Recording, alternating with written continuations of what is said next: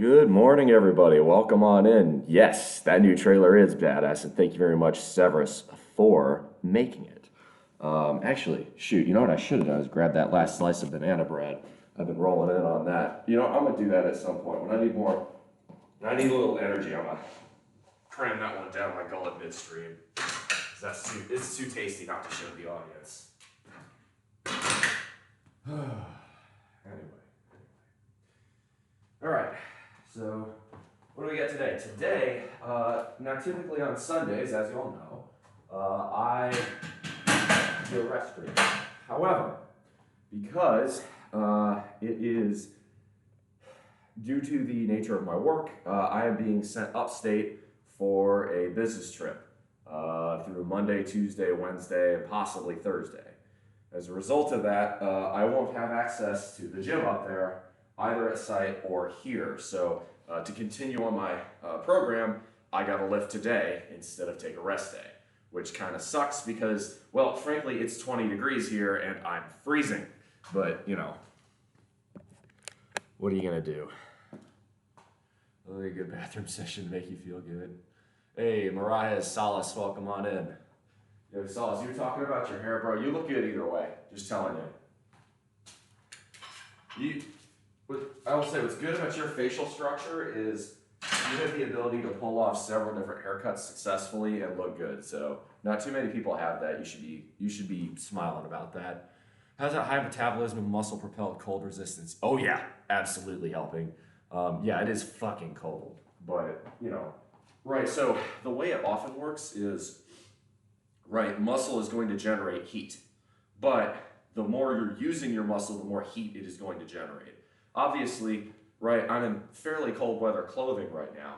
I'm actually, well, here I am actually going to close this window so that way it can heat up just a bit more. I'm not going to yank out the box fan because I do like having at least one window in here for ventilation.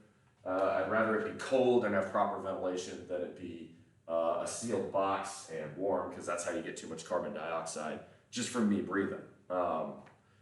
Anyway, where was I going with this?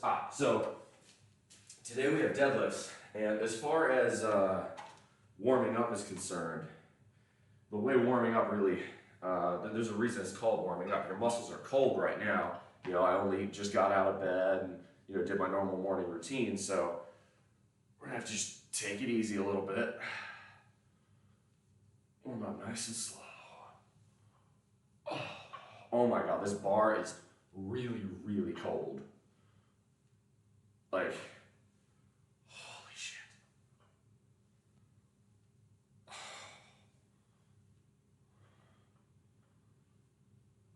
I should have worn gloves or something, man. Fuck. This bar is, I mean, it makes sense. It's 20, it's, you know, it's 20 something degrees in this garage. It's gotta be a 20 something degree, you know, solid steel bar. Oh, that is cold though. That is unpleasant to grip. Okay. First off, I'm going to need to drastically start ramping up my heart rate, because muscles rely on blood flow, and blood flow comes from the heart. So if you pump your heart rate up, you'll get warmer faster. This, because I hang it off of a hook, there's a crease in this jump rope, but normally it's pretty flexible. Because it's so cold today, it's not. That's gonna make this even harder.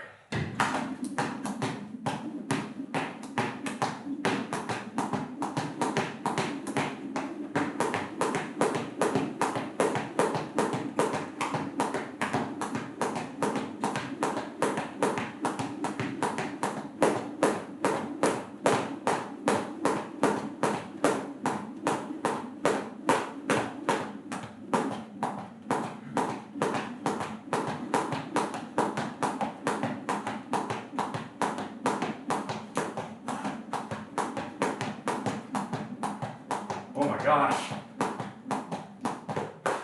So, this tells you how good that floor press was. I could feel that in my triceps more than anything else. I had a wild amount of hairstyles the last few years. Yeah. Yeah, it is frosty in My watch still says it's 50 degrees. It isn't. That's because I had it on my wrist before the show. The way any of those wrist-based thermometers work, right, is it's going to pick up some body heat, so it takes 10-15 minutes to really adjust. There we go. Okay, I'm starting to feel a little warmer.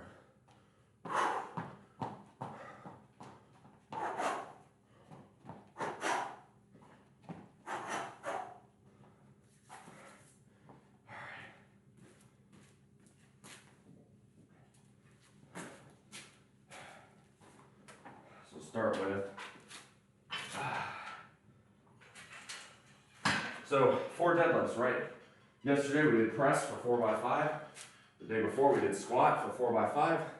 Take a guess on what we're going to do for deadlifts today. If you guessed 4x5, pat yourself on the back. You can understand pattern recognition. Now I like to warm up with Romanians because Romanians focusing on the eccentric section of the deadlift really allows you to ease into it and slowly stretch out your hamstrings as you get warm. Given that the deadlift is really functioning, right, when we talk about what muscles is a deadlift working, it's mostly working what's called the posterior chain. Posterior chain starts right around the back of your rib cage, and really, if you're keeping your back straight, your upper back muscles are involved, especially towards the top of the lift, but it really starts about the bottom of your rib cage, works through your lower back, but really the prime movers of the deadlift are your glutes and your hamstrings, and to a lesser extent your quads, but really your glutes and your hamstrings are where that big pulling power comes from. So the posterior chain is all the muscles kind of along your backside. So when you're deadlifting, right, good way to warm up is just work on that eccentric. And a Romanian deadlift is very close to a stiff leg deadlift. With a Romanian, you're allowed to have a little bit of knee bend, but you don't want a lot. The idea is keep your back straight. Really, I can even feel it just with no weight here. Really just send the hips backward. Focus on stretching out all that hamstring. And when you do that, first off, when you do it for weight, don't do Romanians for the same weight that you do for conventional deadlifts. That's a really good way to get hurt. Romanians are meant, okay, so they're not a hypertrophy exercise, but they're meant to be done a lot slower, right? You don't have to do Romanians for sets of 15. You can do them for sets of 5 to 6 at heavier weight, but just don't do them at the same way that you do a conventional deadlift. That is probably a good way to hurt yourself. So keep that in mind. It's 39 degrees. Solace, I wish it was 39 degrees here. It is maybe a little more than half that here, which is extremely unusual for South Carolina, and certainly something I am not really prepared for anymore. So I used to not be a complete wuss when it came to cold weather. In high school, I actually went to high school for 1 year in Ohio and 2 years in Nebraska. And if you've lived in the Midwest, you are acutely aware that those are not warm places in the winter. But since then, I've lived in Maryland, which is a little bit more hospitable than Ohio, or certainly more than Nebraska. But then after that, almost 8 years in Texas, and now 3 years in South Carolina. So whatever cold tolerance I had built up in my teenage years has long since left. Anyway, that's also part of the reason I'm kind of going slower in my workout, is because I really, right, if you're cold, your muscles are cold, you're a lot more likely to hurt something if you just dive right in. And deadlifts in particular are the highest risk for that. This is just my opinion of the big four, right? Bench, squat, deadlift, press. I think deadlift has the highest risk for injury. And that's not saying it's a bad exercise. It certainly isn't. I do it way too often for me to consider it a bad exercise. But I do think you need to approach deadlifts very carefully. And this is just my personal rule. Do with it what you will. If the deadlift weight doesn't come up relatively easy, not worth doing. This is why I think my 1 rep max for deadlift is perhaps a touch lower than it is in terms of proportion to my squat or my bench. It's a higher raw number, but typically speaking, the golden ratio is 3-4-5 for bench squat dead, where if you bench 300 pounds, you should probably be able to squat about 400 pounds and then deadlift about 500 pounds, right? My all-time PRs are 355, 410, and 455. So my bench is a bit stronger, my deadlift's a bit weaker. Okay, so this is just 125 though, we're just warming up. Yeah, just real nice and easy. Oh, you can feel that stretch. That's good. So in Romanians, you keep your upper back nice and tight. Oh, really let the stretch get through your posterior chain. Oh, that's it. Again, we're just warming up. You do not, on a day this cold, diving into heavy deadlifts is a recipe for injury. Does cold shower help with acne? I don't know. That's a good question. I'm not sure. Cocoa, Pillsbury, Cinnamon Rolls, Big Red, it's -1. Kentucky, you're getting dangerously close to being Midwest with a temperature like that. When you start seeing minuses, man, that ain't no southern state. No, I'm kidding. Kentucky, please don't leave the South. You make the bourbon. We can't. A lot of people like to claim Kentucky isn't a true southern state, and to that I call bullshit. But y'all do need to evict any Skyline or Gold Star from your state. That is an invasion of Ohioans that cannot stand. Look, if Ohio was exporting Graeter's ice cream, I'd be way more chill with it. But they're exporting their crap. Come on, Ohio, export your dairy products. Because, like, I'm telling you, like, the best ice cream franchises are from Ohio. Like, even the most hardcore of Michiganders will admit Graeter's ice cream is pretty fucking spectacular. I know, because I know a couple of them. They are diehard, went to Michigan, cannot stand Ohio State, but they, I think for work reasons, live around Cincinnati, Dayton, and they're like, yeah, even we'll admit, Graeter's is fucking fantastic. They refuse to order the Buckeye Blitz, though, so respect on the penny points for that. That being said, Ohio State is boned. I cannot believe Ohio State was... what is Ohio State thinking? Why on earth would you ever hire Bill O'Brien? Look, any man in the greater Houston metro area could have warned you this was a bad idea. And we did to Alabama. And then Alabama did it, realized it was a bad decision, and got rid of his ass. I don't... Whew, Ohio State, I think you may have a saboteur or something. That's the only explanation. Ohio State's smarter than that normally. That's a very bad hire. Bill O'Brien is terrible. Seriously. There is no reason to hire Bill O'Brien after this many places he has failed in. All right, so this is 215 again. We're still warming up. Just can't take the risk. Gotta go slow. Oh.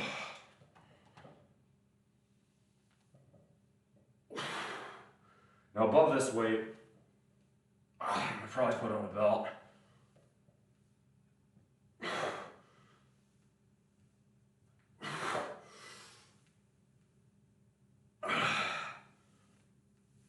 And we're also gonna set the weight down. I also did this slightly higher.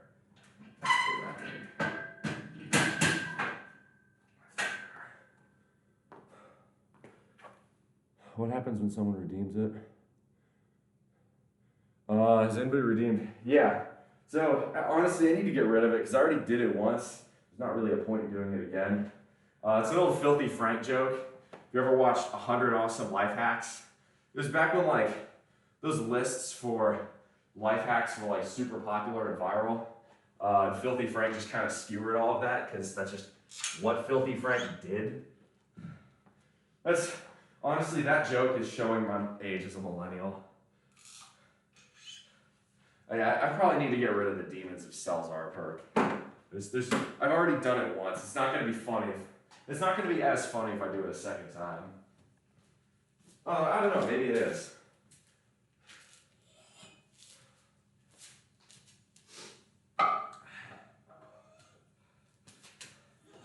Also, if you were too young for Filthy Frank, stop making me feel old.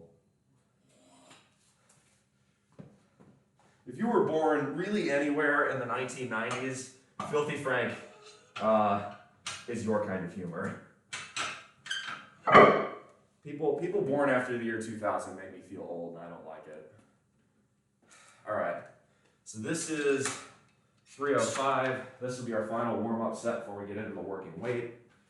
I'm feeling a little bit warmer now. For these, we're gonna do conventional deads. I'm just gonna do 3 or 4, really. Get the form, get the explosiveness, make sure nothing's wrong before hitting it hard. God, even the weight belt is stiff this morning.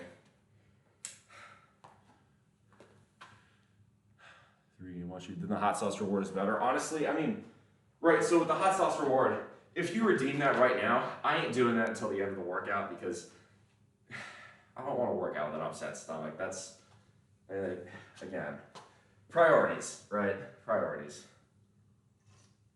Honestly, the Demons of Salzar reward was something I threw on there as a joke like 4 years ago. And I never thought anybody would get enough channel points to, like, save enough channel points to actually fucking redeem it. And then someone did last year. Okay. Hands are fucking freezing. That's the hardest part of this, really, right now is, yeah.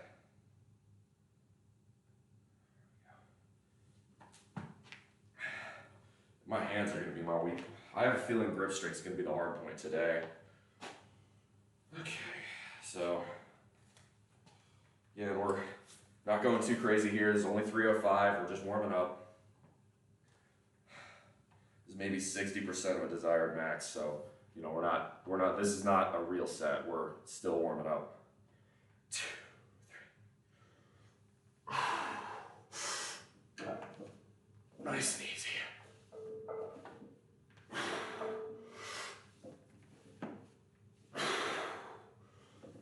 That's not bad.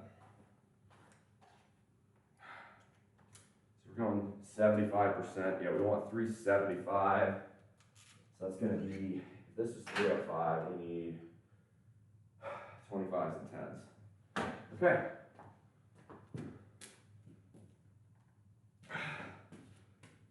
In the interest of saving my back, I'm probably going to get rid of the hoodie so that way I can put the belt a little bit tighter. It's slightly more useful. Let's see. Make sure I got this right. 125, 215, 305, 355, 375. Yep, that's right.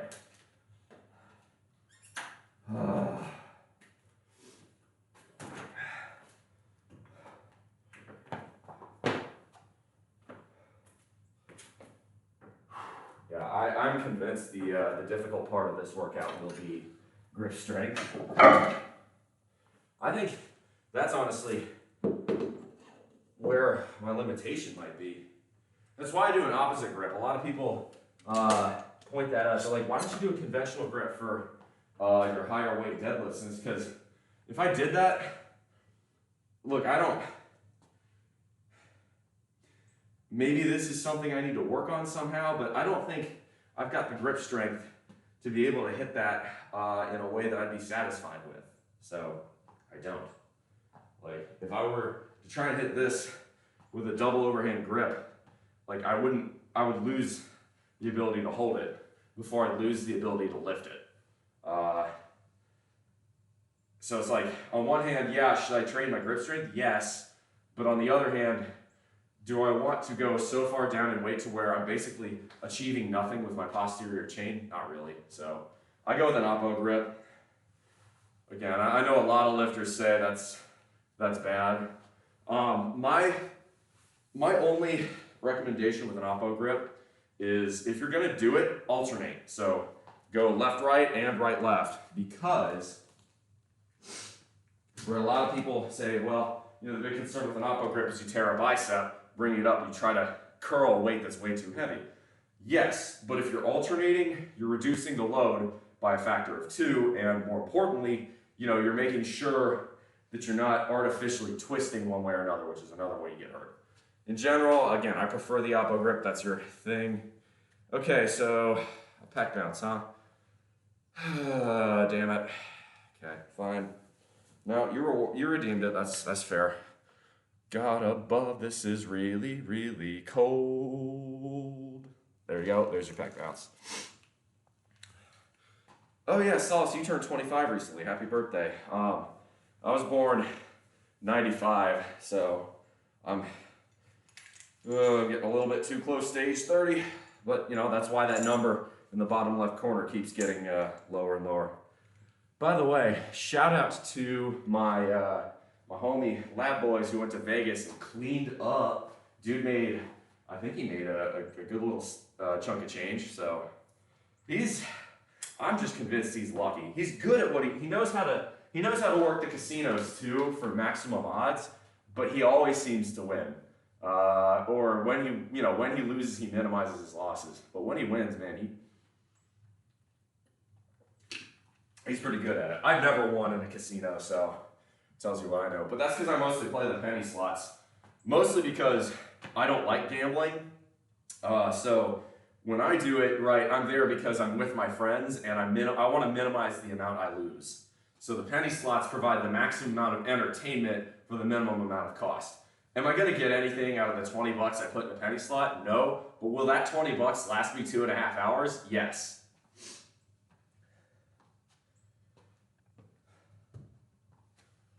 That's your min-maxing right there. All right, here we go.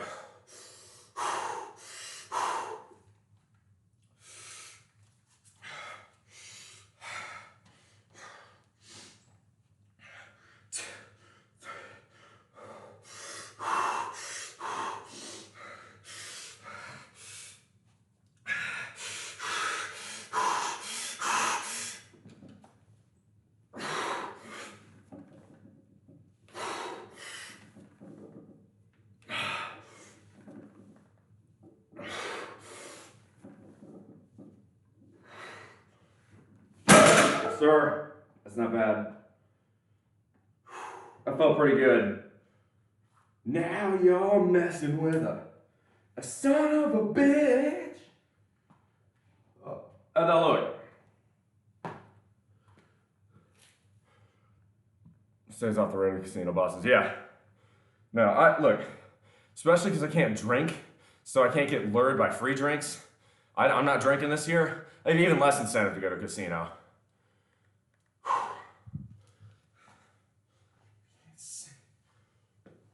Red hot mama, velvet shower, time's come to pay your dues. That was pretty good though. How'd the form look, y'all?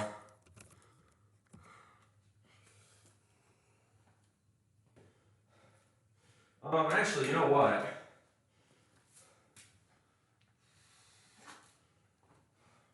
What I will do.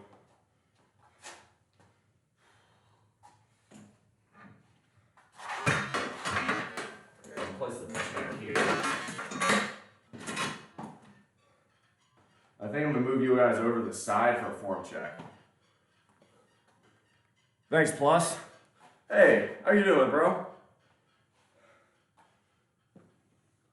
Good to see you again. So I have 5 reps 405, but the program says 4x5 at 475 today, and given how fucking cold it is in here, I think it's best that I, at least for the first couple sets, I stick with this as a working weight. That's 75%, right?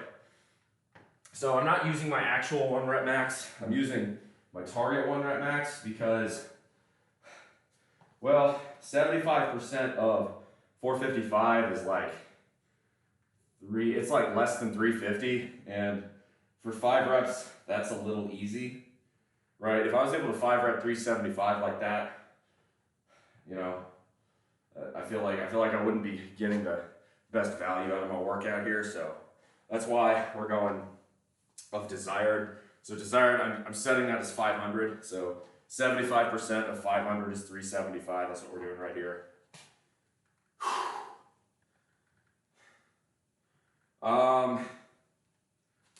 Feels good. I don't know. I might try 380, 385, but I think I'm gonna stick to this today, especially given that, right, I'm not working on the same amount of rest that I normally am. Normally, right, I do squat, press, rest day, bench, dead, dead, bench. So, you know, normally I'm doing my deadlifts on a Tuesday after I've had 48 hours of rest and another 24, because that Saturday I normally do press instead of a lower body workout. Instead, I've only got, right, 48 hours of rest total between my squat. And no, a squat isn't working all the same muscles as a dead, but a squat and a dead is going to have a lot more overlap than, you know, a press and a dead. It'd be beneficial to put the hoodie back on over the belt. I could, but I'm feeling warmer. If anything, I'm gonna probably take off the sweatpants, but I could use another set before I do that. All right, I'm gonna go ahead and move you guys over to the side. What I want you to do, okay, is when I'm deadlifting, right, I wanna come up. I do not wanna be doing this. This is a good way to get hurt. I wanna keep my back straight. I wanna keep my spine as straight as possible. Now, it may bend a couple of degrees. That's okay. It's not optimal, but there's a very big difference between that and doing something that'll get me hurt. All right, really, I do want to keep it as straight as I possibly can. So I want you guys to pay attention to that. And please, if you see something dangerous with my form on deadlift, safety first. So please, please, please let me know, okay? This is actually something I'm kind of excited to do because I don't always have the access for a form check on my deads. So, you know, getting that from you guys is actually really valuable information. Definitely appreciate it when you guys keep me humble. Or, you know, if I do it correctly, say so too, because, well, that makes me feel good, one, and two, right, you know, there are some cues.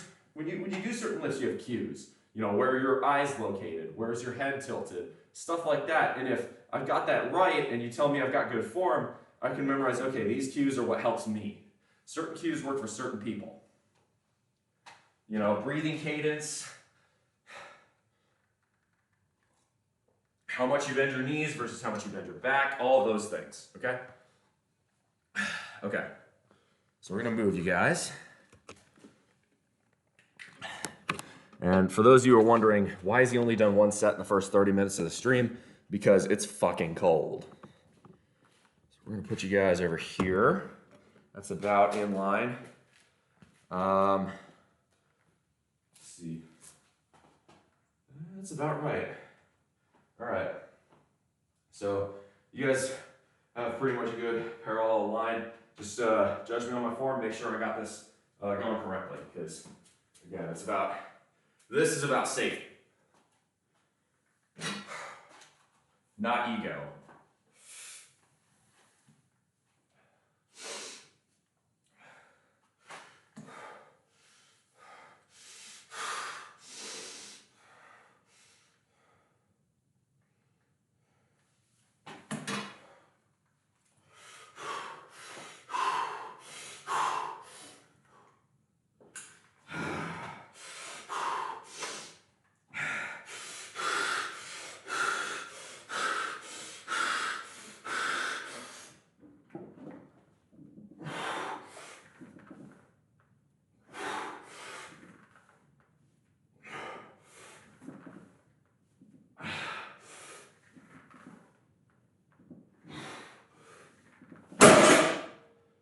It felt pretty easy.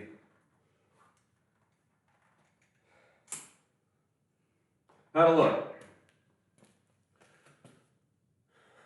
What do y'all think?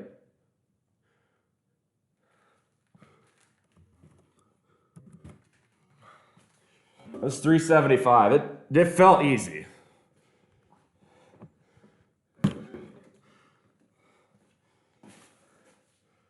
Messing with a son of a bitch.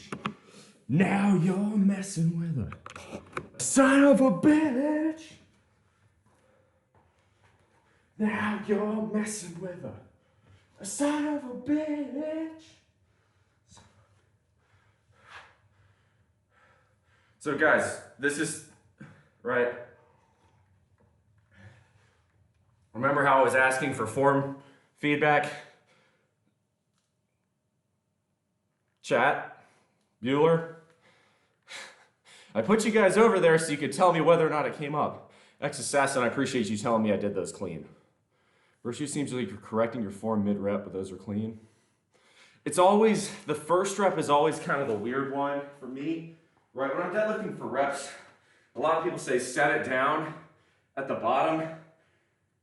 I've never really understood the point of that because then it feels like you're just doing a, you know, if you're letting it go, to me it feels like you're just doing a shit ton of 1-rep sets instead of an actual set of 5, you know? So I always just kind of hold it.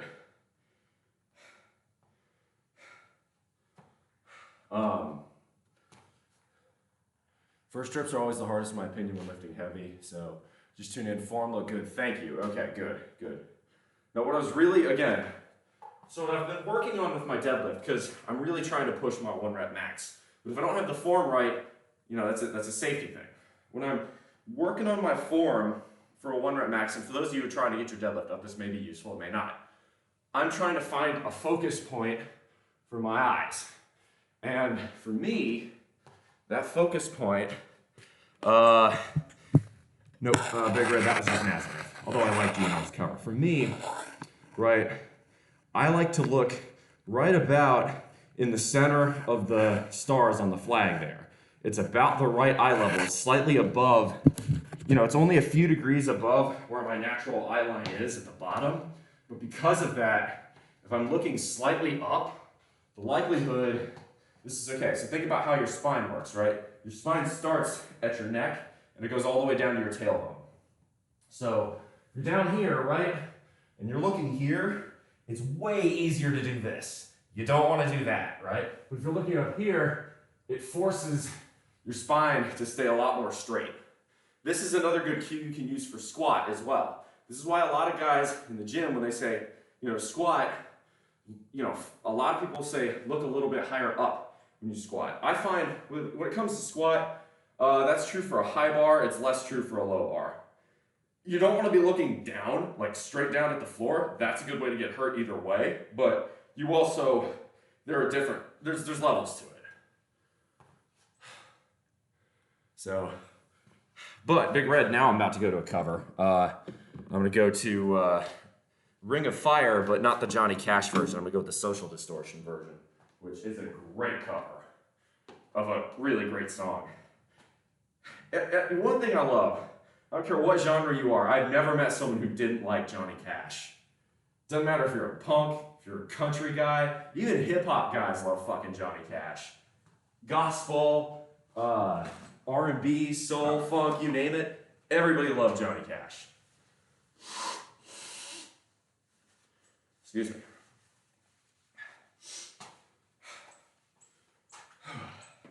Give me a second paper towel to wipe the bar. Although, thankfully, because it's so cold, my hands aren't particularly greasy right now, so that's the good news. And because this bar is starting to rust a little bit, I'm actually getting pretty good grip off of it. I could probably attempt to do this with a double overhand, but why? Well, what's the point of that? Especially when I'm going to do Romanians after this anyway. All right. That felt pretty good. I think what I'm going to do is I'm going to hit 375 here. If 375 on this set feels good, I'm going to try 385 for the last one. Or do I want to go balls to the wall and hit 405? That's tempting. I really shouldn't do that, but it's tempting. Mostly because then I have it on screen. That would be pretty baller. To have an actual clip of me deadlifting 405.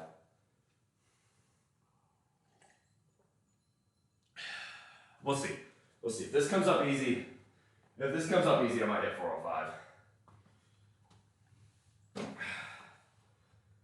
So, by the way, if you haven't noticed, right, first set I did left hand under, second set I did right hand under. This set I'm gonna do left hand under, next set I'm gonna do right hand under. I keep alternating. That's another important little factor. All right. Nice and easy here.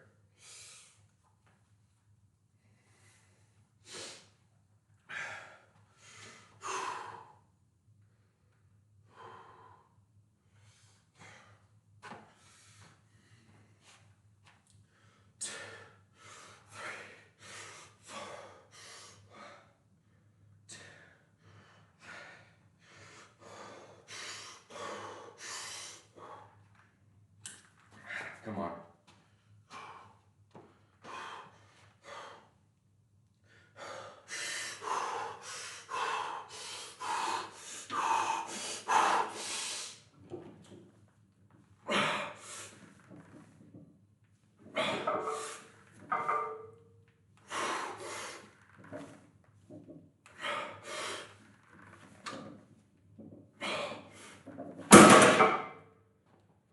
Didn't feel bad. All right, the question is, do we hit 385 or 405? What do y'all think?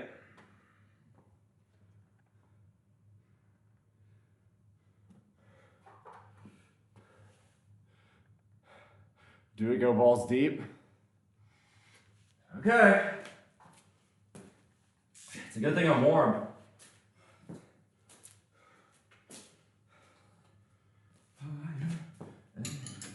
This is 405 pounds. Y'all can convert that into metric for those of you who live in a country that doesn't have a flag on the moon. Yes, I ripped that from Habitual Line Crosser. It's a great line, I don't give a fuck. Live in the best country on earth, sue me. Deal with it, foreigners. Oh, this is gonna be hard.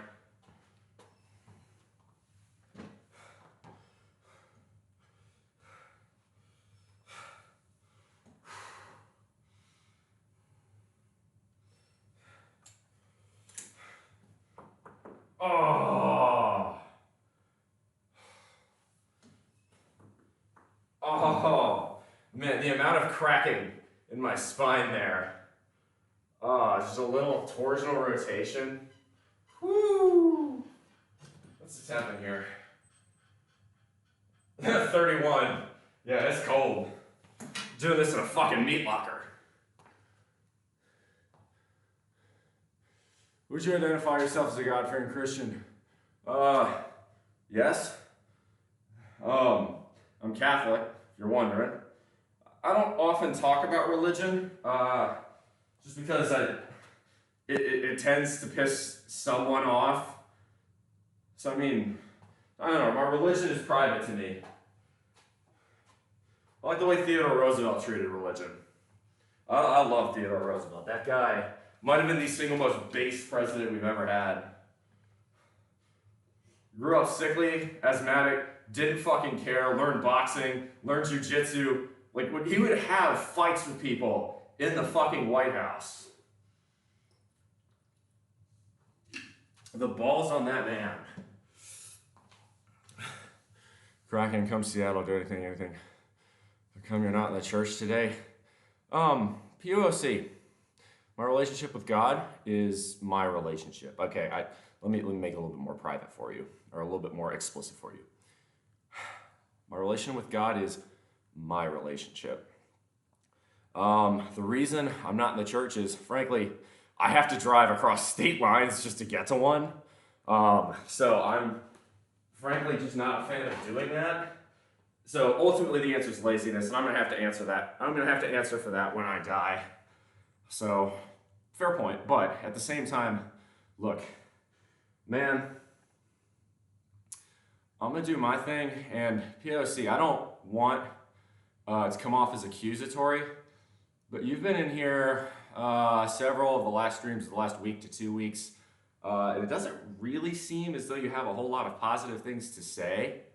No, there are 8 churches in my town, but all of them are Southern Baptist or some other form of Protestant that ain't for me. I'm Catholic, and I'm gonna go to a Catholic church if I go to church, right? No, my town is a small southern town of under 2,000 people. We have 0 grocery stores, 8 churches, and dozens of Confederate flags. It's that kind of town. But no, there are loads of churches here, they're just not Catholic. And I'm not gonna go to a Protestant church. Just not gonna do it. Ain't for me. 2,000 people makes sense. I mean, okay, so here in the state of South Carolina, there's actually a subsidy the state gives out to churches whose Yes, there is a Circle K here. There's a subsidy that the state gives out to pastors who do not make enough from collections to meet the minimum income level. What this effectively does is it creates a subsidy for churches that aren't viable. Look, I think religion's a wonderful thing for a lot of people, but mathematically speaking, 8 churches in a town of 2,000, under 2,000, it's not even 2,000, we're actually quite a bit under 2,000, but that isn't really mathematically sustainable, because you got to factor in, right, of that 2,000, probably a quarter or so are under age 18, then you've got, you know, probably a handful of people who are atheists, Jews, or Muslims, and I can guarantee you there aren't any synagogues or mosques in this town. But you get the picture. The point here is that 8 churches, all of them being Protestant, seems a little bit artificially high. So a good question, you. Would be best to send for Discord though? By all means. Yeah, if it's, I mean, really, we can talk about anything here. Ask me whatever you'd like, but there are some things. If you ask me, I'll probably say that's a Discord question. Southern Baptist Church, those 10 churches that wander around the southern rural areas. No, the Southern Baptist Church is it's one of the biggest denominations here in the States of Protestantism. Southern Baptist is to the deep south what Lutheran is to the Midwest. And certainly in Bill and Ted joke. Thought you lived in a big city? No. POC, I live in a very small southern town. We're just getting our first grocery store. Actually, I said we have no grocery stores. That will change very soon. We are getting our first grocery store. It's a Dollar General Market, because of course it is. Bougie Bones, good morning. But POC, by all means, stick around. But feel free to say something positive every now and then. I like that you challenge me, but positivity is a good thing every so often too. Has its upside and downside. I agree. So, for instance, living here in the sticks is extraordinarily inexpensive. That's part of why I'm very close to being able to retire at such a young age, should I wish to. Will I probably retire the second I turn 30? No. But will I be able to? Yes. And that gives me a lot of freedom. It means I can't be screwed with by my bosses. So that's sort of what's going on there. Yeah. Okay. So here's what I'm going to do. I'm going to psych myself up. This is actually going to be pretty difficult. I think I can do it though. I'm actually going to, because I'm cooling off, so I'm taking this really slow. And so I'm trying to answer chat too. I'm going to throw this back on just to warm up a little bit more. It is actually really cold in here today. It's colder in here today than it was yesterday, and that's saying something. What I'm going to do is psych myself up. We're going to try and hit this for a set of 5. And this will not be easy. This is I've done it before, but it was hard. So I gotta find the right song for this too. And I think I know the one. Source of Infection by Van Halen. Can't recall when I was really negative. No, I would say, I'm not saying you're being negative, I'm saying there's critical. Like, every so often, a little motivation, especially because you know what you're talking about. It's useful. I'm not saying you're being negative. I'm saying you're being critical. There's a difference there. There's nothing wrong with that. I'm just saying, toss something motivational in every so often, and it helps me. That's all I'm asking for. Plus ultrality, yeah, I appreciate that for to challenge people with sass. But yeah, as far as the church is concerned,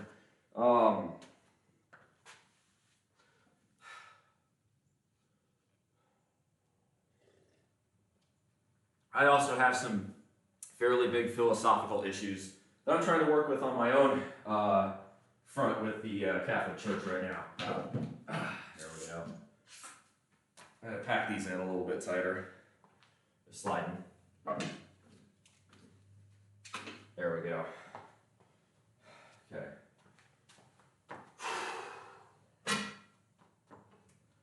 Give me just a moment. I'm gonna psych myself up. We're gonna do this. This is 405 pounds, by the way. So we're gonna try and 5 rep this.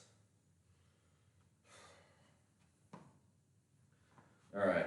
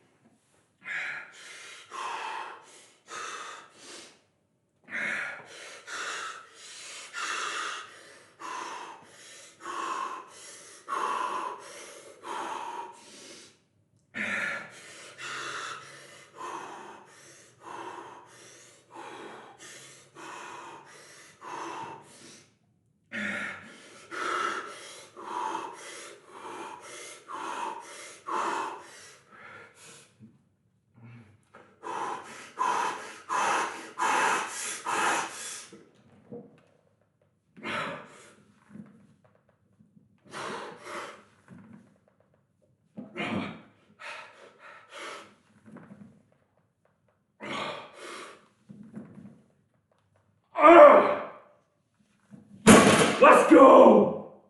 Yeah, baby! Woo! Yeah! Let's go! Oh, that was awesome. That was 405. Let's fucking go! Thank you.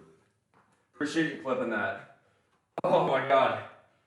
Oh, lightweight. I'm lightheaded now. That's it. We're going down weight now. Fuck. Doing that on the 4th rep, or doing that on the 4th set was probably not the smartest idea. In hindsight, I should have done that a set or 2 earlier. Oh, I'm glad I did that though. That's a confidence booster because that's now the 2nd time I've done that. It felt good. It felt hard. Like it. Oh, I need to. Whoa. Okay. Shit. I'm sorry. I'll give me just a second. Ooh. Okay. So this is how I know I really I'm hitting top end on deadlifts. It didn't feel bad coming up, but whoo. When I get that lightheaded, that's definitely a sign I needn't do anything any heavier. So that's cool.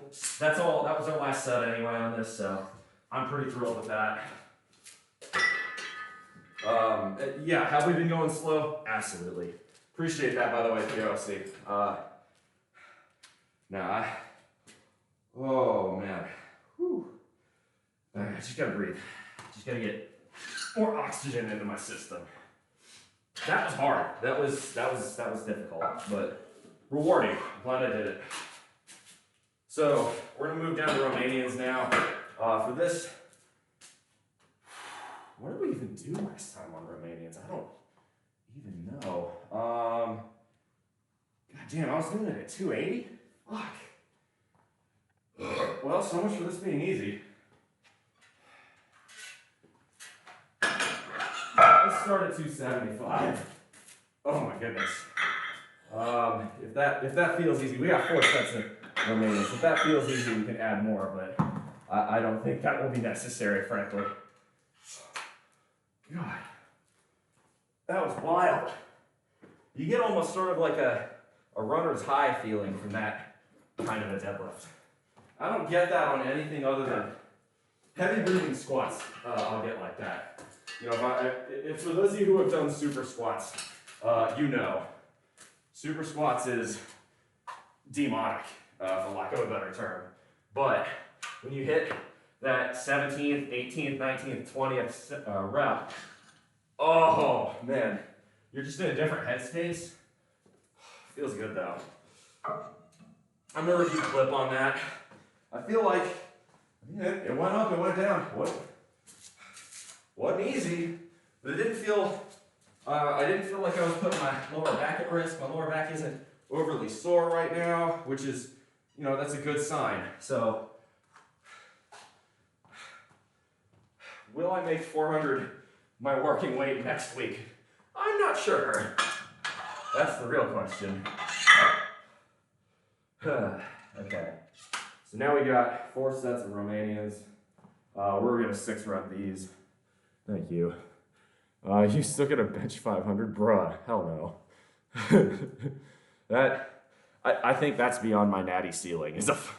I think, if I had to guess, if I kept really busting ass working hard, you know, through age 28, 29, 30, 31, you know, in a few more years, I'd probably hit my natty ceiling at some point. And I think if I were to hazard a guess, I'd say it's probably around a 400 bench, probably around a 475 to 500 squat, and probably around a 550 to 600 deadlift. I'm nowhere near those numbers yet, but if I kept busting ass for several years, hell, to be honest, if I started working with someone, you know, an actual trainer, I'd probably end up hitting those numbers in a few years. Am I content with the numbers I've got though? I know they say to never be content, but man, I just 5 rep 405. Yes, I am pretty fucking happy with that, as it turns out. I would be lying if I didn't say I was. All right, so we got Romanians here. I've come back down to earth now a little bit. Definitely still wearing a belt with these, so what I'm gonna do is I'm gonna do Romanians, and then there's a bit of a variation. So the program calls for 4 sets of 10 on leg curls. Well, it doesn't take a rocket scientist to figure out where the problem is with that. This is a garage gym. I don't have access to a leg curl machine here. Normally on the site gym I do, so it's not a problem. But today we're gonna have to find a variation, and for me, since it's a weak spot of mine anyway, I'm gonna hit Jefferson deadlifts. For those of you who haven't ever done the Jefferson, I'll explain it. Honestly, I highly recommend it. It's a bitch. I'm terrible at them, and I need to get better, but I think it's an extremely useful tool in your workout repertoire. If you can figure out how to get the form right, a good Jefferson deadlift is worth the time.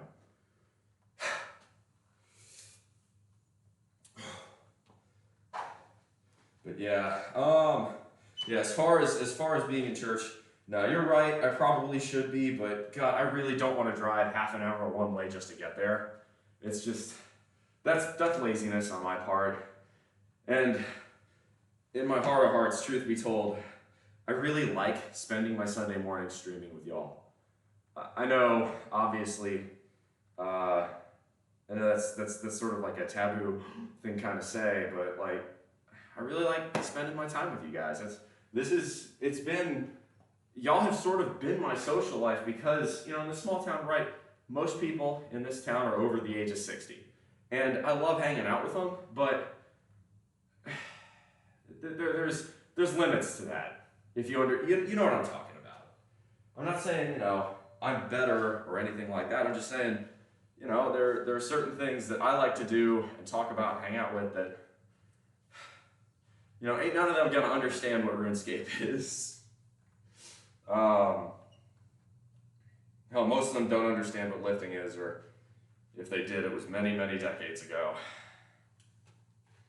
All right, let's go ahead and do this. So for Romanians, because Romanians are at lighter weight and because they are focusing so heavily on the eccentric, I am actually a fan of doing them the double overhand grip. After those 4 sets, we'll see how long that lasts. I may have to end up going oppo grip for this as well. I'd prefer not to, but we'll see what my grip strength is on this set. So again, the key for Romanian is focus on the eccentric, very minimal bend, if any, in the knees.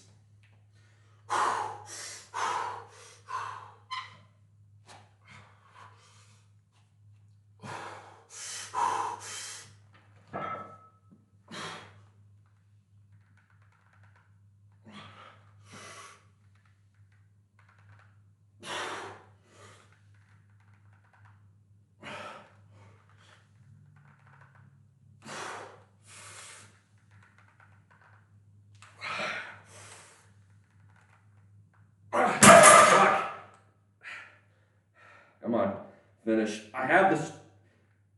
Come on.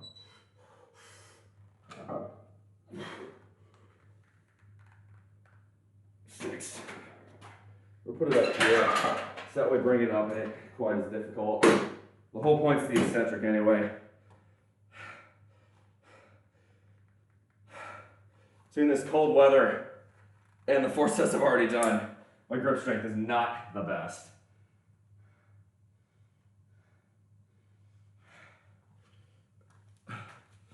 Hey, K Rose, thank you very much. I give some last match. No King Henry levels of weights. Dude, I wish. I'll be honest. I'm not saying every NFL player does this, but PED usage probably happening in the NFL. Now, right, these guys that make it to the NFL are genetic freaks of nature. Can you do barbell row? We'll be doing that later, actually. But I got 3 more sets of Romanians. I've got 4 sets of Jeffersons and then 4 sets of Good Mornings before I hit those. So yeah, the trouble for me is that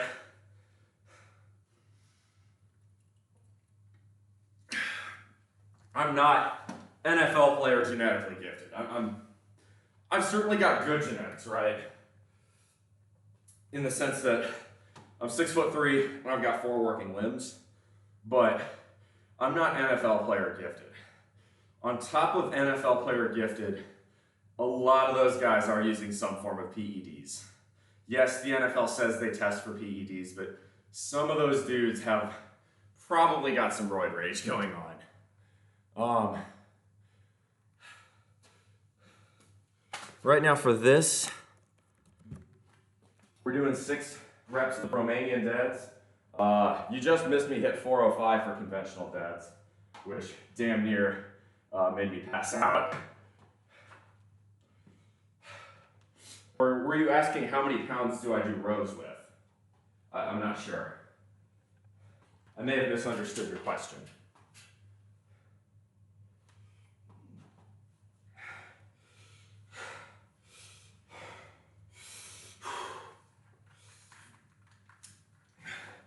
All right. I don't like doing this, but I'm gonna have to go switch grip here. I don't really have an option.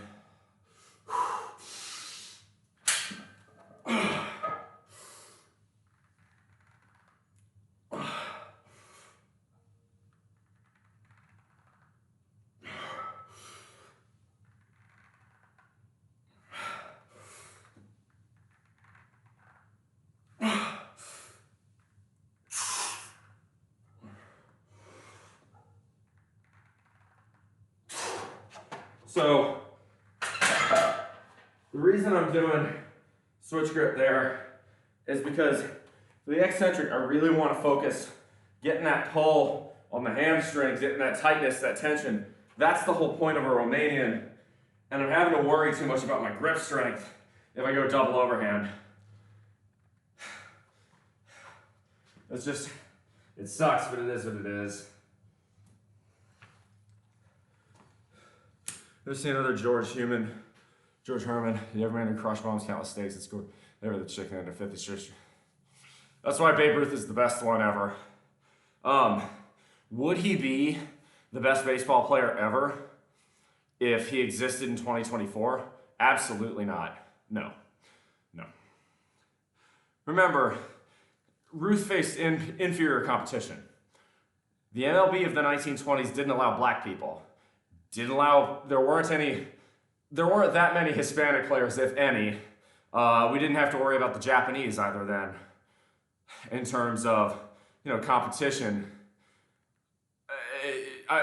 You can't really compare eras like that, but I still say Ruth is the best of them all because of what he was in terms of a pioneer. Before Babe Ruth, there wasn't a true superstar. Babe Ruth was the first superstar athlete the world had ever seen. The press loved him. He was a celebrity wherever he went. He was larger than life. Nobody had ever seen that happen in the sports world before. The term if there was ever a player to which the term superstar applied to, it's Babe Ruth. I mean, you had stars back then. Of course, you had your Ty Cobbs, your Walter Johnsons, who still a top 5 pitcher to me today. The big train was nuts.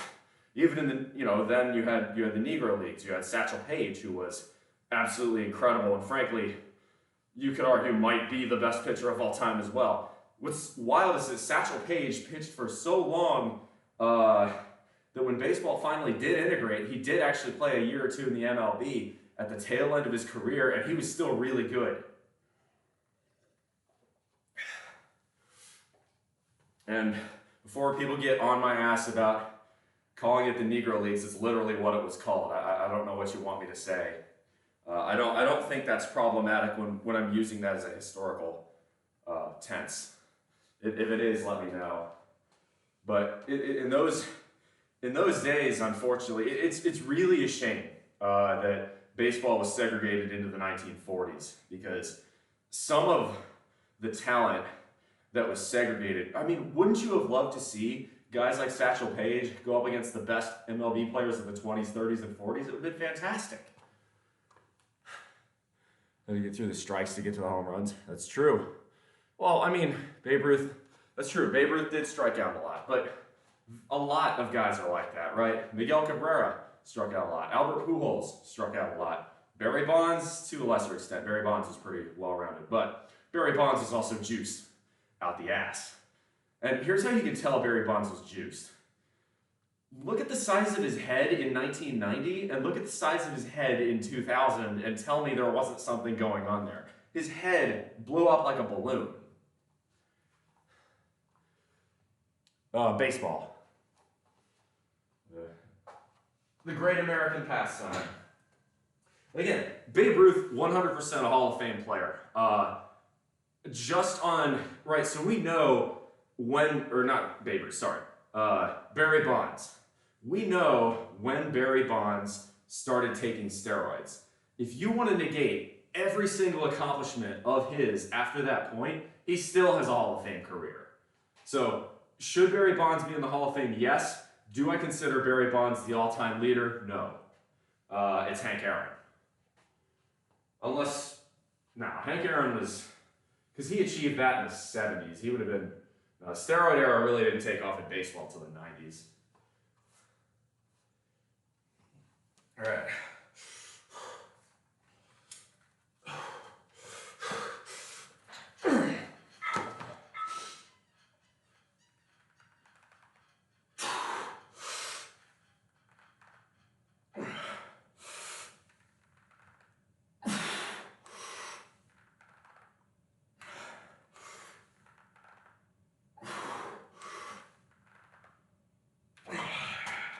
That's not bad.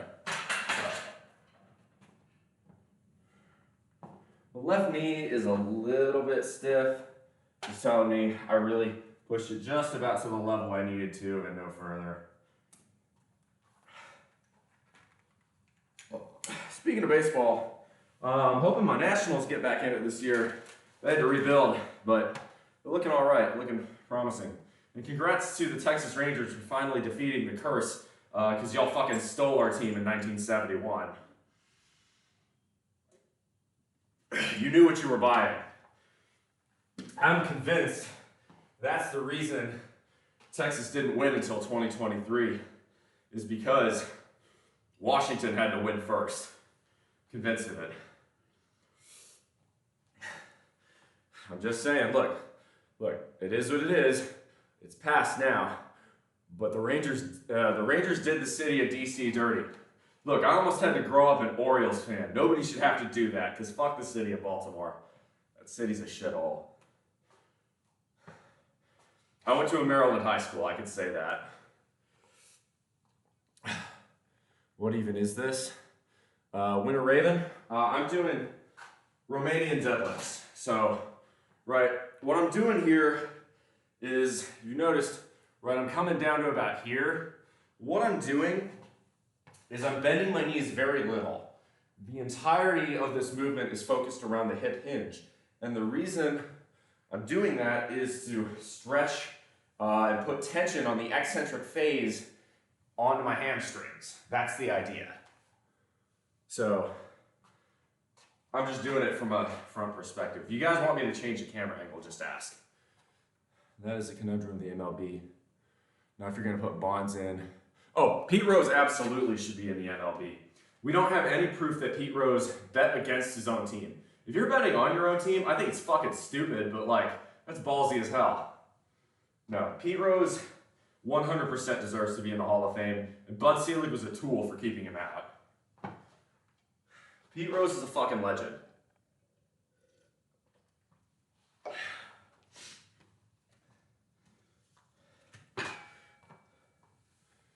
You're just working form. Well, no, it's not working form. It's not really about that, right? So you were noticing I was going down fairly slow on the eccentric. Really, it's about getting the hip hinge correct, right? So on the eccentric, you're really trying to pull that hamstring out, and then when you come back, right, it's about locking the hips and getting a good pull at the top. No, I totally get that. Now you want to, like, if you've ever seen, what these are Romanian deadlifts. Somebody was telling me the other day that these are Romanian deadlifts. These are not Romanian deadlifts. These are sumo deadlifts. There's nothing wrong with the sumo deadlift, but that's a different workout. So you're working hams then? Yes. Well, today's my deadlift day. So I've already done my 5-rep deadlift sets. So the way I'm working Alex Bromley's 70s powerlifter, and the way these workouts are is you do your base workout, bench, squat, dead, press, and then you do variations of that workout. These variations are more RPE based. So it should be, these are, we're working 4x6, this is 275. It's supposed to be RPE 6 to 7. In other words, when you're doing these, you should have 3 or 4 reps in the tank. RPE 6 to 8. So, 2 to 4 reps in the tank when you re-rack the weights. And I'm definitely right about at that point. Probably needed money because Marge Shot wasn't paying him. Now, okay. Big Red Fro, I will admit, you probably, as a Cincinnati Reds fan, have a very big bias here, but your bias is in the right place. Pete Rose should be in the Hall. At what RP was the 405? Probably RP 9.5. I might have been able to squeak out a 6th rep there, but I probably wasn't gonna do a whole lot more than that. If I got another rep on 405 there, it would have probably been pretty grindy. I'd have been shaking coming up.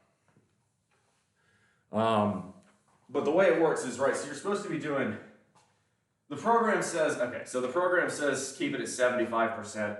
I did 4 sets of 5 at 375, which is 75% of what my target is. I hit 405, honestly, just because I wanted to as a YOLO. Probably shouldn't have in retrospect, but I feel really good about having done it. It made me happy, and that sometimes that counts for a little something. I definitely, in terms of RPE, the 375, I definitely had several reps in the tank left on those. 405, that was more, you know, man up and hit it because it's 4 plates. But yeah, should I have done 405 there? Probably not. Did it feel really fucking good to do? Oh yeah. All right, I'm gonna try these again with a double overhand grip. I really want to get my grip strength better. Just need to get fucking. It's just hard because this is now my 8th set of deadlift, so there's a limit to what my grip strength is gonna be at this point. Come on, there's no excuse. Come on, strong leg pull. Let's go. Let's go.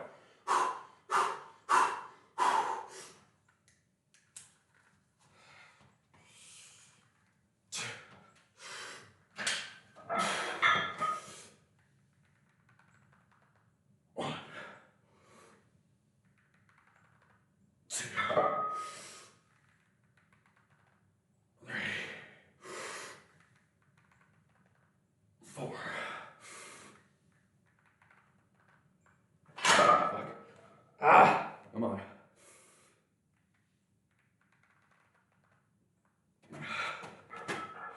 It's not hard, but it's the grip strength on a double overhand.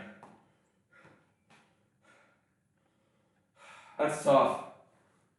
All right, let's hit Jeffersons. Now, the program says to do leg curls, and again, I normally do because I'm normally on the site gym, so I have the ability to do that. But unfortunately, because my job is sending me upstate for a business trip this week, I won't have gym access. So I'm gonna have to find a way to compensate for that. So what we're gonna do, it's normally 4x10 on leg curls. So instead of that, we're gonna hit 4x10 on Jefferson deadlifts. But we're gonna do it at lightweight. I'm gonna do these at 215. Anything heavier than that, I think is kind of missing the point. I would prefer to do leg curls and stick to the program, but I just don't have that option today. Sometimes life gets in the way. It's frustrating, but you know, I would rather have to make a modification and still get the workout in than forego the workout altogether. You gotta be flexible to an extent. Wonder if I could say goodbye to your career. I don't know who that is. I'm gonna start paying attention to baseball until college basketball season's over. Although to be honest, I'm probably not even paying attention to that. Good. Set this down. So, okay. So let's go ahead and talk about what a Jefferson deadlift is. For those of you who don't know or have never heard of the Jefferson deadlift, what it is, okay, I'm gonna have to turn the camera down a bit here. The Jefferson deadlift is a variation on the deadlift where instead of you have a conventional deadlift roughly shoulder width apart, you have a sumo deadlift, right, and you're gripping in between your legs, or you have a Romanian deadlift where you're focusing on the eccentric. A Jefferson deadlift asks you to straddle the bar, get an underhand grip on your back leg, and an overhand grip outside of your front leg, and deadlift from this position. Now, obviously, if you're doing that, you're having to start a lot deeper, almost in a sort of a squat position, and you're really gonna have to use your glutes to get the weight up while keeping your back straight. So you have to keep when you're doing this, you really have to work on form. What you don't wanna do is compress your spine and do that. It's difficult to do that. That's why you gotta go lightweight on these, or at least, for me, I found that I've had to go lightweight. Maybe it's a skill issue on my part and I just need to get better. But, right, with these Jeffersons, you're starting from this position, you've got to almost sit vertically up and pull the weight. And that's going to require a lot from your glutes. So I'm going to try to do this for sets of 10. I should be able to do that. We'll see, but I think at 215 shouldn't be too bad. Isn't that precarious or even dangerous? No. Now doing this at a very high weight, probably not the smartest move. This is a variation where you're putting yourself at something of a mechanical disadvantage, and as such, you should lower the weight to compensate. It's the same reason one might say do a pause squat, or even an ass to grass squat where you're down here. I personally don't like ass to grass squats because I don't like the way they feel on my knees, and I notice I get a little bit of butt wink. If I'm going to do a squat well below parallel, I would either need to get some squat shoes, put plates on my heel, put plates beneath my heels, or spend months working on ankle mobility, which I neither have time nor desire to do. But the reason to do this, to answer your question, Winter Raven, that's a GAT workout, fucking Generation Alpha.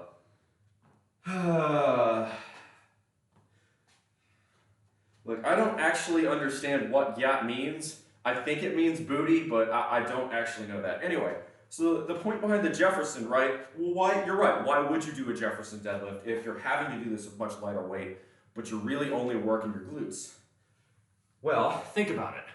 If you are able to explode on weight from a mechanical disadvantage here, that is going to help you explode from your standard mechanics with a deadlift.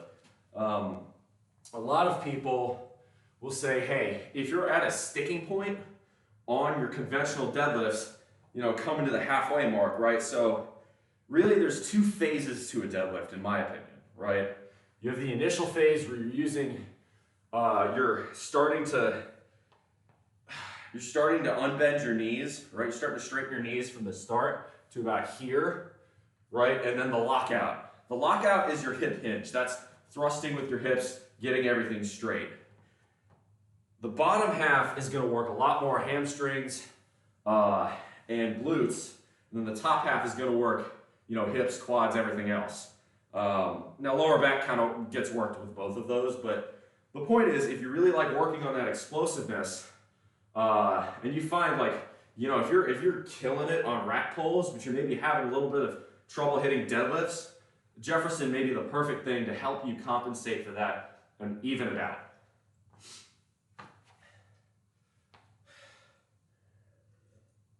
I guess a Jefferson kind of works as like the anti-rack pull. If a rack pull is helping you work on your lockout, a Jefferson's helping you work on that initial explosiveness.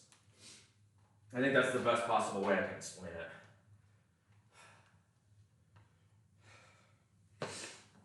Hey, hey, one break coming up.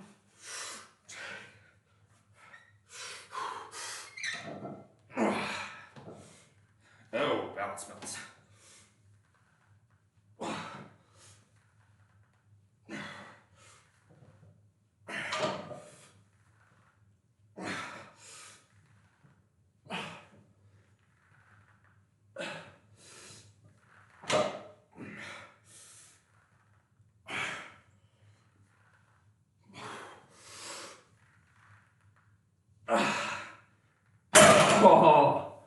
Oh, God, I hate those. Oh. Roman Theraball, your stream capture, touch my league. Classic microphone and microphone stand. I thought you were going to sing. Must have been a trick of the light.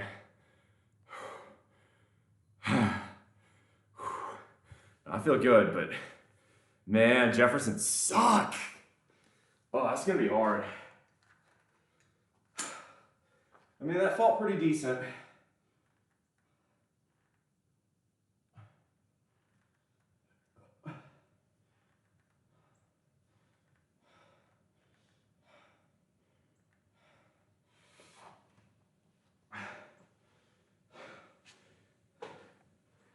So we got 3 more sets of those.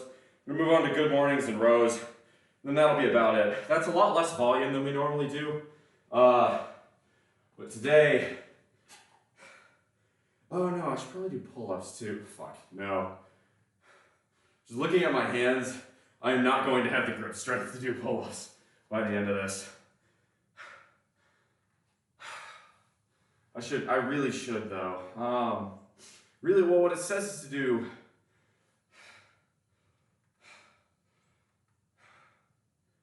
No, pull-ups are bench day. Excuse me, never mind. Never mind, I'm not supposed to do pull-ups today. I'm getting my workouts confused. Excuse me.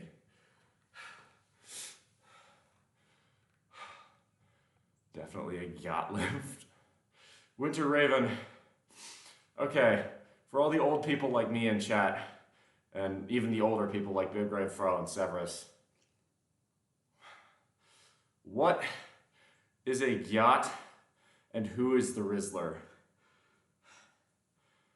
Also, look at these gnarly calluses. Yeah. Alright. Let's get a little Van Halen going. I was rocking it unchained. Let's do jump. Alright, so I did left foot back last for lift, so I'm gonna do this is the other one, Jefferson's. Make sure you're alternating which leg is forward and which leg is back. Doesn't really matter, but you also don't want to create a left-right imbalance. You want to get, kind of ambidextrous when it comes to lifting. You really don't want any asymmetry.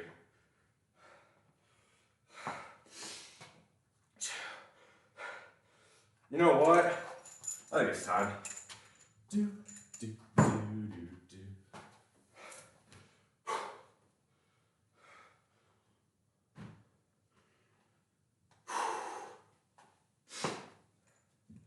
Actually, I'm going to do this one without a belt. This is only 215. It'd be good for me to learn this one without a belt. It's not heavy enough weight, and the oxygen's more valuable at this point. And if it feels wrong, I'll go back to using a belt. Easy. I know.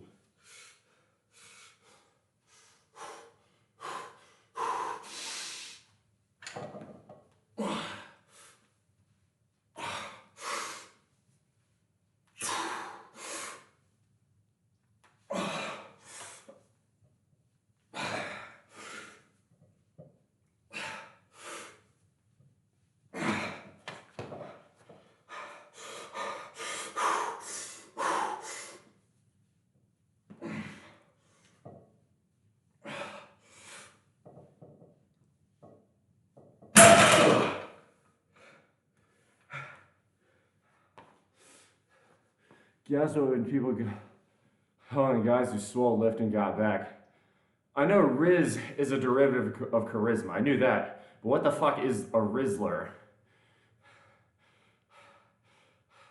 Okay, so I thought gyat meant booty. I guess not. I thought gyat was like usually a term given to women. Like she got a really nice gyat. I don't know. I'm not really plugged into what the youngins say anymore because there aren't any in my town. Got back. Oh, see now, when you say back, I'm thinking you got a fucking Koopa shell like this.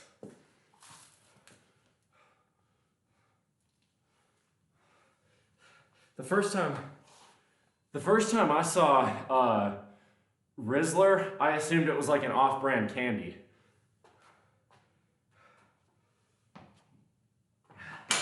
All right, so we got 2 more sets of that. That actually felt pretty decent without a belt. I think I'm gonna stick with that. Kind of forced me to work on back stability.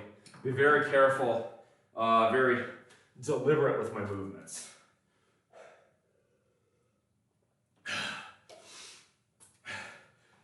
God, I love Eddie Van Halen shredding. All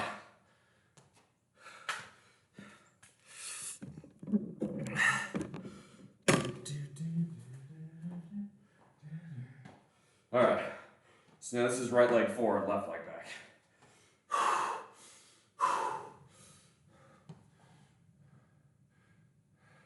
I predated by like 20 years. Oh shit.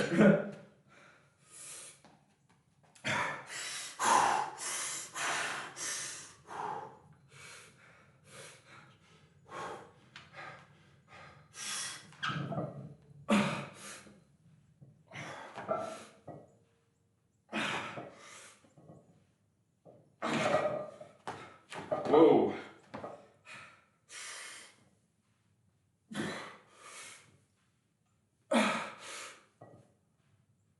Come on.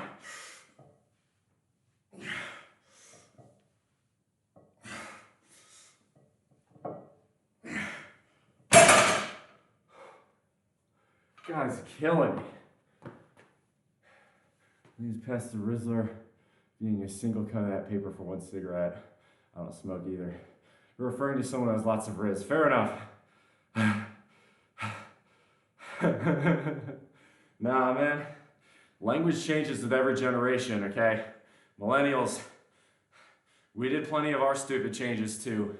Remember, when people want to start judging about the TikTok brain rot of this generation, let's recall Yik Yak and Vine and all the stupid shit we did. Remember, do y'all remember MLG compilations? We had some stupidity in our generation too. You know, really the only difference between a Rage comic in 2010 and a Wojak comic in 2024 is time. Excuse me for just 1 second, I gotta pee.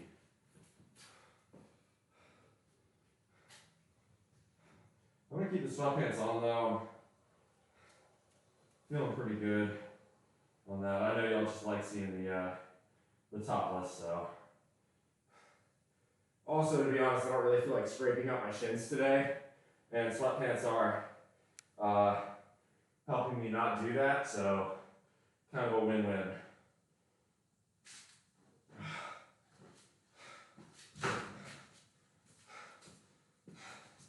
All right, so we have one more set of Jeffersons, then we're actually done deadlifting today, thank God.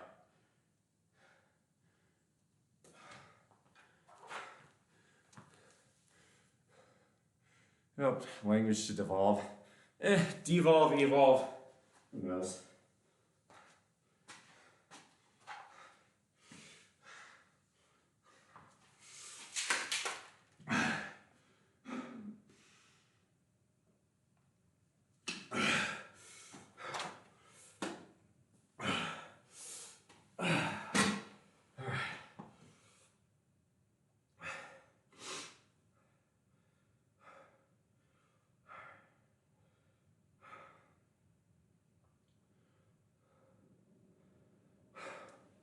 All right, so we did left foot back that one, right? So this is gonna be right foot back. Awesome, cool. So let's see, this puts us at, this will be our 12th set. We do 4 sets of good morning and 4 sets of rows. That puts us only at 20 sets, but to be honest, that's pretty good. What we do on the last deadlift day? We did leg curls, leg extensions, that's all extra work. I did pullovers, rear pulls, don't really need to do that.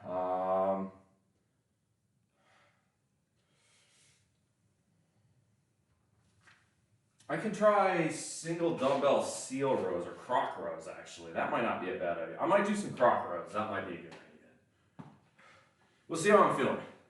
If I feel the need to do extra volume after barbell rows, I may throw in some croc rows, we'll see.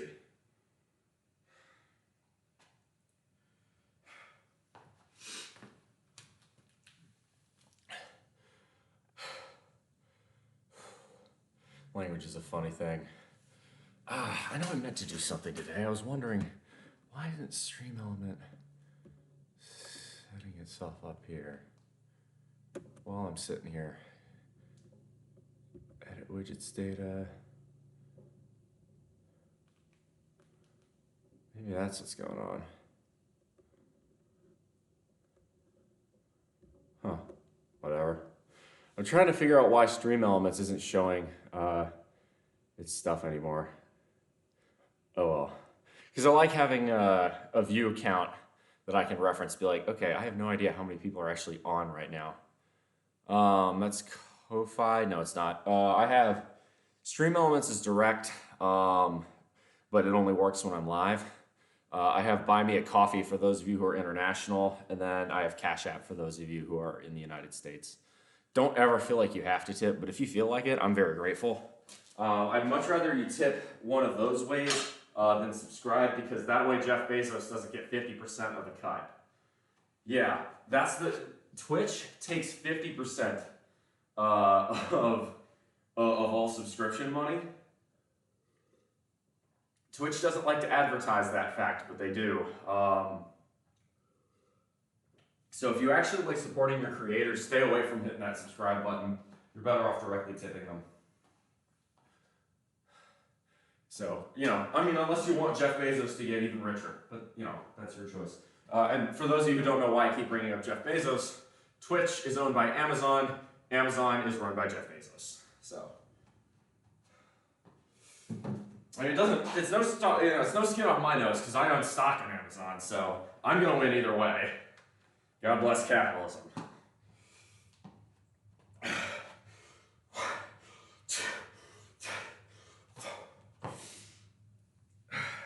Last set.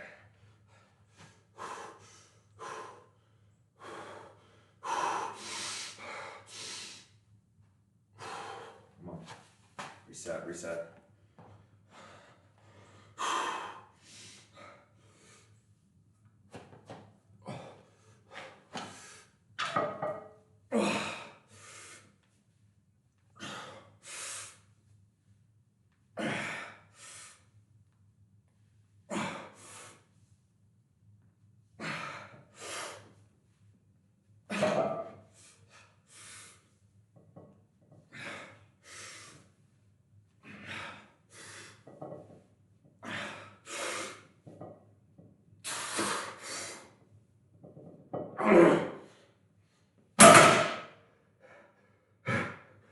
All right, that's pretty good. Yeah, you are. To see that physically. Question along those lines of mean internally how bull is, only when bull is. Over the crown jewels. Don't worry. I'm not crushing them. I get close, but I'm not going to do that. There's a reason I don't do hip thrusters, though. Oh, that's a good way to wreck yourself. All right, so let's go to 125. Honestly, you know, that's probably something I should do. Is should do more power cleans. They're not in the program, but I haven't done them for 8 weeks. Probably not a good idea. I'll probably work on that on my cut.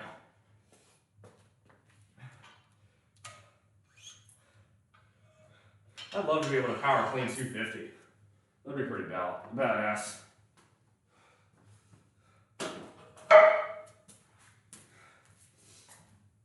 All right, so now we're gonna do good mornings. With these, I will put the belt back on because I think it's just safer. But I will bring you guys up.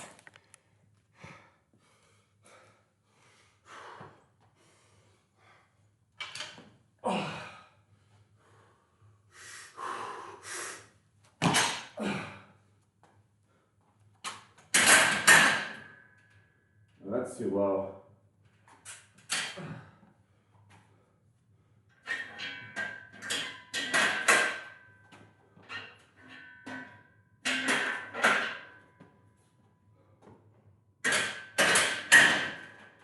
That's a little bit of a flex.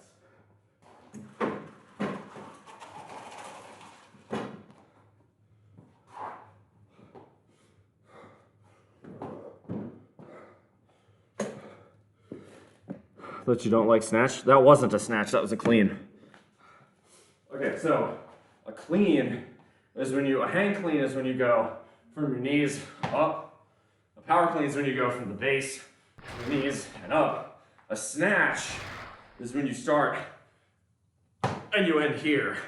And that is a really great exercise that I just don't like doing. Honestly, it's because I'm a pussy. No, that was not a snatch. That was a clean. Big difference. No, there's a huge difference between a clean and a snatch. Honestly, I'm just a pussy. I always feel like I'm gonna hurt myself when I do snatch. That's probably my biggest weak point. But I don't like them. I'm not gonna do them. I'm not an Olympic competition grade lifter. And if I feel like I'm gonna hurt myself on a snatch, I don't wanna do it. So I'm not gonna. Nobody can make me.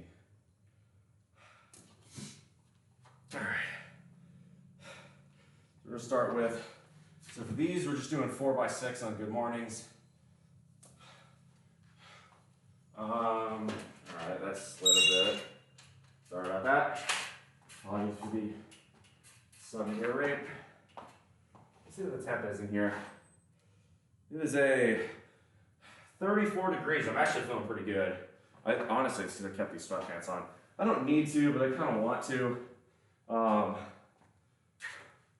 There's no reason not to keep them on. Audience, if you want me to take the sweatpants off and just be in shorts, just let me know, but it just seems like artificial suffering. If my legs are staying warmer, it means the blood flow is better in my upper body. All right. So good morning, right? Good morning. You start almost in a squat position, and you just bend at the torso, right? Keeping your back neutral. You want it to be straight. And what you're doing is you're working your lower back, you're working your abs. Some people say to do this without a belt, some people say to do it with a belt. I haven't seen research that really drastically concludes one being better than the other, so I do it with a belt just because I feel more comfortable with it. Anyway, yeah. Anyway, let's go ahead and hit a set. We're running slow, so we'll keep going. These will go pretty quick though.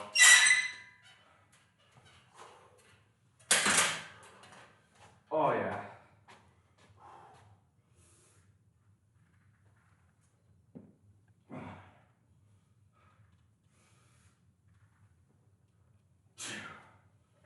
Come on.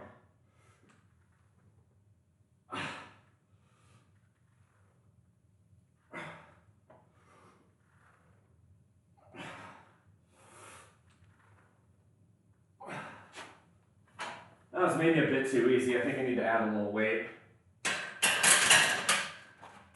It's supposed to be RP 6 to 7. I felt like I could have done another 6 reps there. I think that was a bit easy.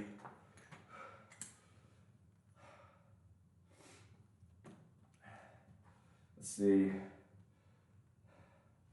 Yeah, let me go up weight. Not a lot, but let's do 135. That did not feel right. You know, I'd rather be, when it comes to good mornings, I'd rather be safe than sorry, but that did not feel hard at all. To the point where it didn't really feel like I was getting as good a workout as I should. We're gonna go up weight just a bit. And next time I'm gonna do this facing you guys, so that way I can see how low I'm going. Have you ever had ladies asking you to do the typical cliche, lift me up using one arm? Plenty of women are 150 pounds or less. Conservative, I think you're forgetting something.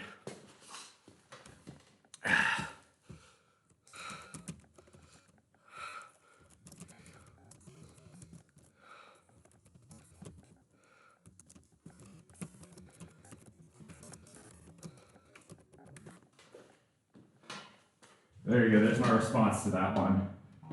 So my response to that is, I wish. But no is the answer to that question.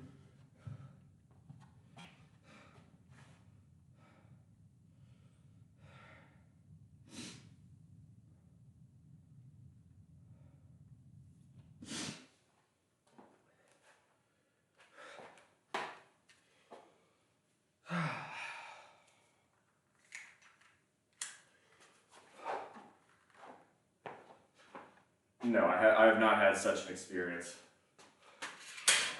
I think a lot of y'all think that both my dating quality and my body count is way higher than it actually is.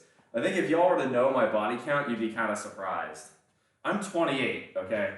I've looked, you know, decent to good shape for a few years now. And by a few years, I mean basically a decade. Actually, yeah, a little more than a decade, close to 12 years at this point.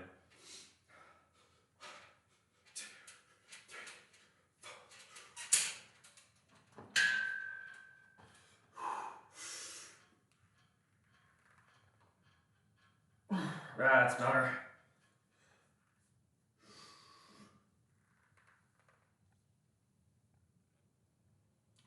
find the balance point. That's better.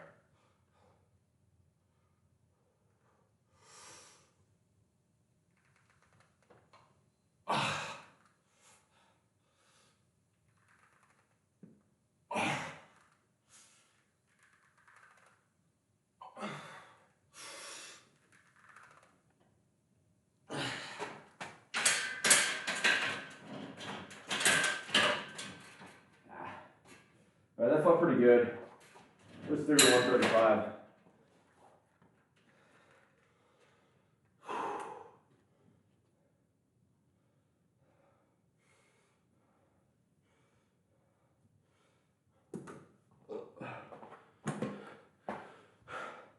Hell, I've had more men ask me for stuff like that than women. I don't know, maybe it's the mohawk, maybe it was the mustache, but I'm a magnet for gay dudes.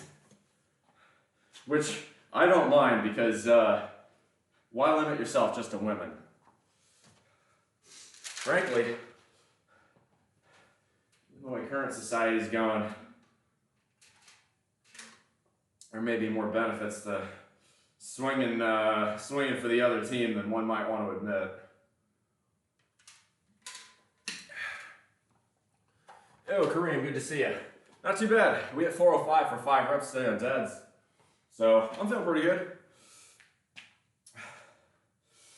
All right, here we go. 2 more sets.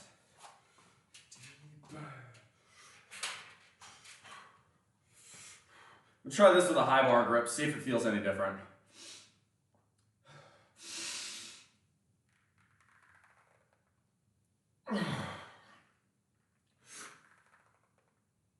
That kind of hurts my neck. We'll go back to a low bar grip. That's more comfortable.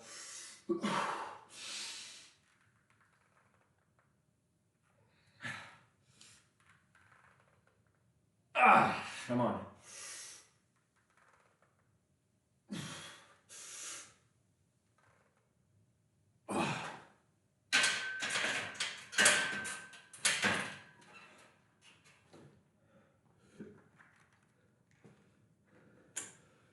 Men, I hate you, mine, they're all mine. Fair enough.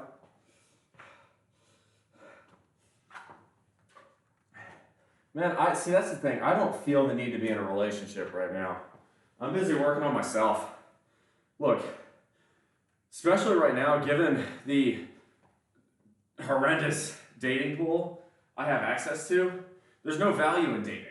It fails a basic ROI. So I'm going to continue investing in myself, letting my own stock continue to rise. And when I move, I may have a better dating market. So I'll revisit the question then. But there is 0 point to dating around here. The dating pool is just, and this is for both men and women. It's pathetic. Okay, if you're a woman looking for a man, it's great.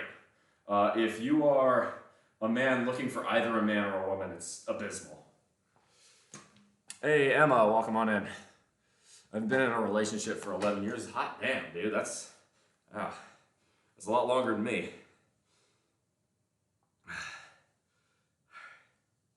Let's go ahead and hit. Let's go ahead and hit one more set here. We'll go for a little yes. Appreciate the follow. Thank you very much, Emma. So, okay. Hey! Oh, no, wait. That's not what I meant to do. Cool. At least the alerts are working. Stream Elements is being fucky today. It was fucky yesterday, too. I don't have a viewer count, for instance, right now. I'm flying blind. It kind of sucks, but oh well. However many people we have is however many people we have. I don't care that much. Excuse me. All right, come on.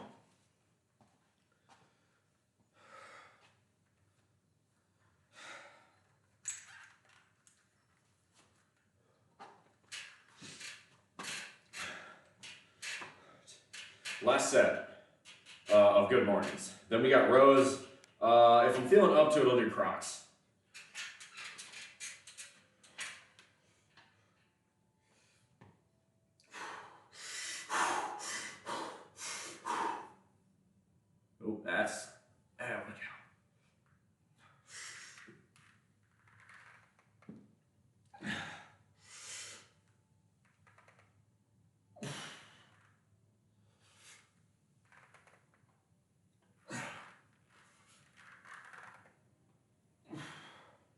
feel like it's off balance.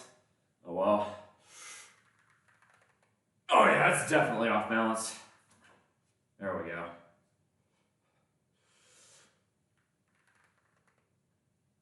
Yeah, that wasn't good.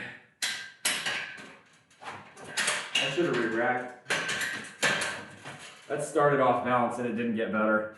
I tried to correct mid-set, that was a bad idea. Oh well, it's over. All right, so we got rows next. What did we do with rows last set? We did, Jesus H. 185 and 175 twice. I'm gonna go with 175 to start. Let's stick with that, I think. We got 4 sets. I saw the things you need to be. I'm the smiling face on your TV.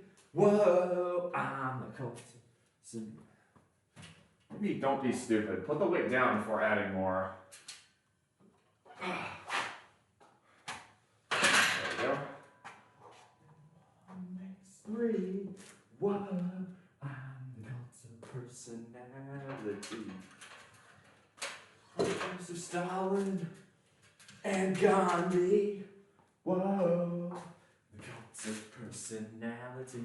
The cult of personality.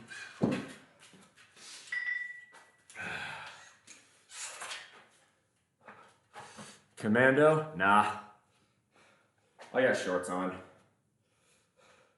It's just cold in here. It is 35 degrees Fahrenheit or 1.5 degrees Celsius for those of you who live in countries that don't have a flag on the moon. Too busy enjoying my own house. Attempts to requisition half of it by a sociopathic, knife-wielding narcissist. Ooh, someone's been burned. Understood. No, that's how it be. Humans are irrational creatures, and sometimes it doesn't pass an ROI.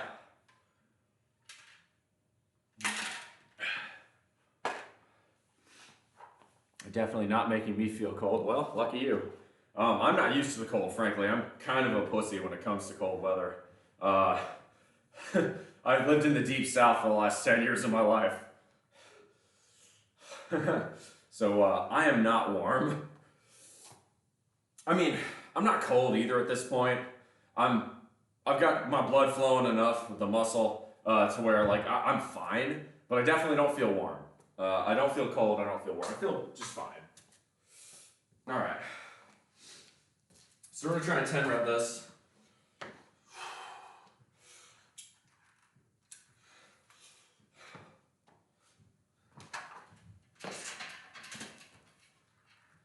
I need to move you guys. Just looking at the angle here. Need to move you guys down a touch. So we're doing a bent over row, which is why you guys need to be, okay, so that's about right.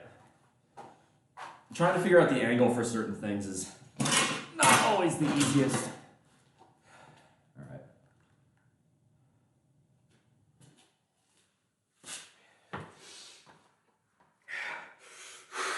Come on, here we go.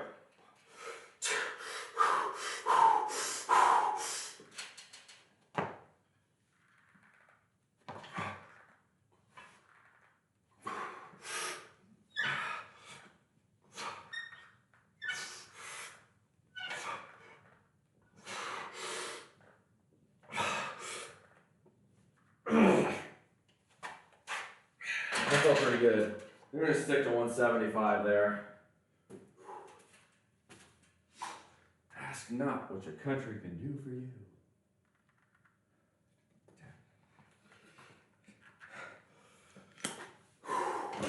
Hey, Big A Mikey, good to see you. London isn't looking much warmer. Right, you got to remember something though, Emma. London is at like 50 degrees north latitude. I'm on the same latitude as Baghdad, Iraq. I'm not used to this. For me, 93 degrees, which is, I think, 33, 34 Celsius, that's a lovely summer's day. That's nice and warm. When it gets below 50, or about 10 degrees, People here have problems, right? Literally a tropical tree, the palmetto, is the state's logo. We ain't used to this shit.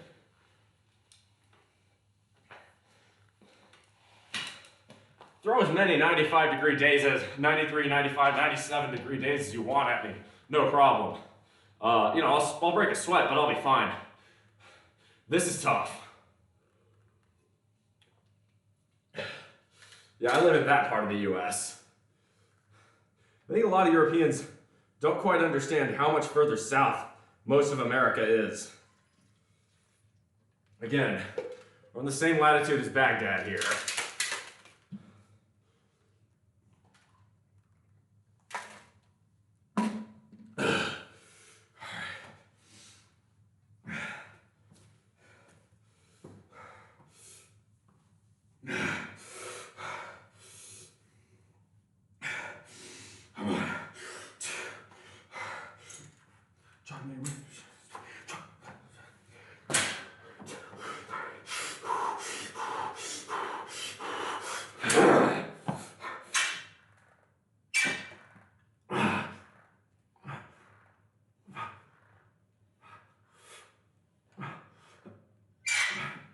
One, 3 more.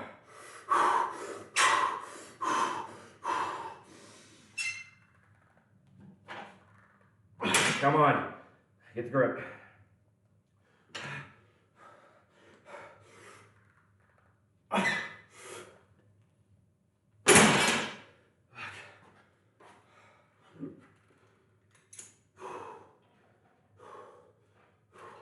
Losing my grip there. Yeah, I gotta stick to 175. I don't want to go any heavier than that.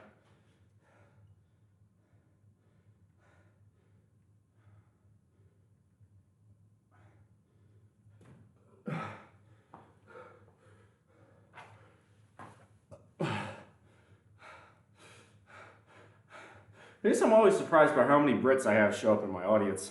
I love it, honestly. Y'all are great to talk to. I'm just amazed y'all don't get sick of my southern accent and other Americanisms. Do I have a Snapchat? I sure do, but you can't have it. Snapchat's reserved only for my IRL friends, sorry. I do have a Discord though, and that's where I spend the majority of my time off stream.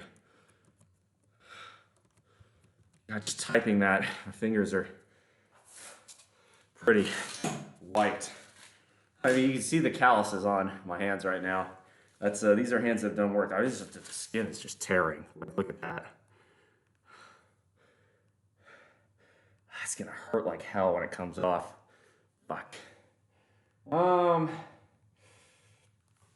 No, actually, for this set, I'm gonna try an underhand set. This Shane was gonna go for the warm up. No, I appreciate that. I get plenty of unsolicited attention. Between the unsolicited dick pics, unsolicited booby pics, and unsolicited catfish attempts, I think a Snapchat's like the last thing I need. I get plenty of that on Discord. Look, I appreciate it. I'm very flattered, but at the same time, I got an NSFW channel on my Discord if you want to, share and be part of that. Because I'll talk and, all that sort of stuff in there. But I wish there were certain people, I think, who don't quite understand, right? I have, as near as makes no difference, about 2,000 followers on Discord right now, right? And when you have that many followers on Twitch. You have that many followers on Twitch, say about 40% of that's in the Discord. So that's 800 people, right? If every single one of them DMs you, it's like my Discord, sometimes my DMs get so flooded that I have to just kind of mass click on read all and just ignore it, because if I spent all my time answering shit in DMs, I'd never get anything else done. So for those of you who wonder, why am I sometimes slow to respond to DMs? Well, that's the reason why. Put yourself in my shoes, right? That's why I have the Discord server, because It's really annoying when I get 10 separate DMs asking me how I'm doing. Really? Like there's a reason I have rule number 7 in my Discord. There are 8 rules, that's the 7th one is, if you're just asking me how my day is going, please ask that in the Discord server. That's why it's there. It's really annoying to get multiple how am I doings in my DMs. And most of the time I ignore it because if I didn't, I'd lose my mind.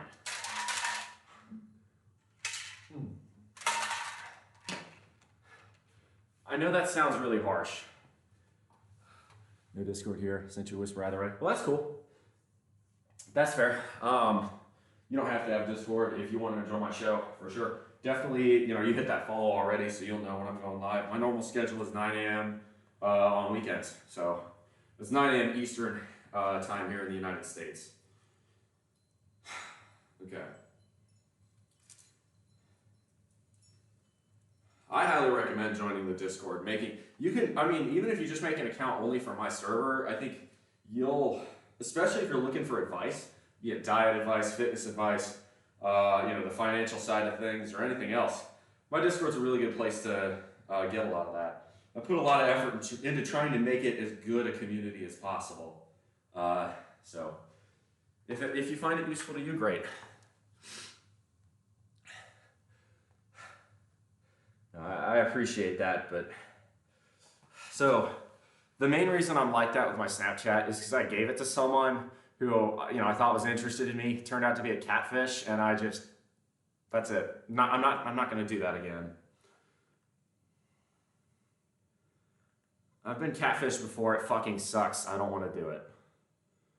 So that's why one bad apple ruins the cart in this instance. So it's not happening.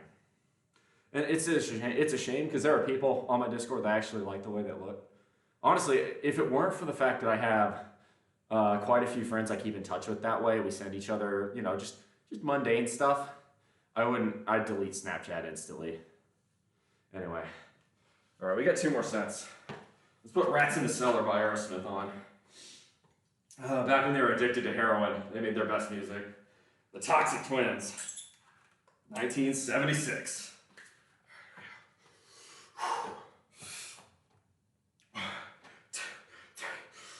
We're gonna go underhand grip this time.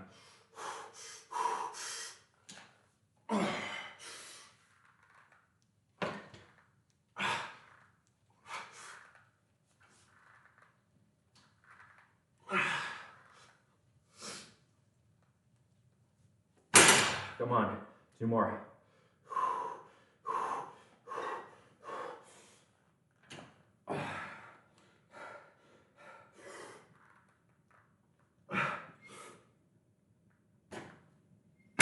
Hit my knee there. Ouch. We have 1 more of those.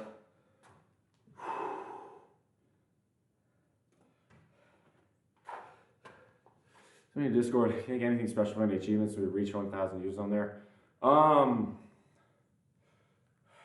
No, I like the idea, yummy yummy, but the problem is a lot of those users show up and then they're never active. So this is the other thing with Discord. I really tried my best to, be on there very frequently, so that way I'm very accessible, but all too often, it's 600 people are on there, but maybe 10 to 20 are active tops. I've tried fixing that, but I'm out of ideas on that one. So, the number of people that come in is kind of meaningless if, the number of people actually hanging out there frequently remains the same.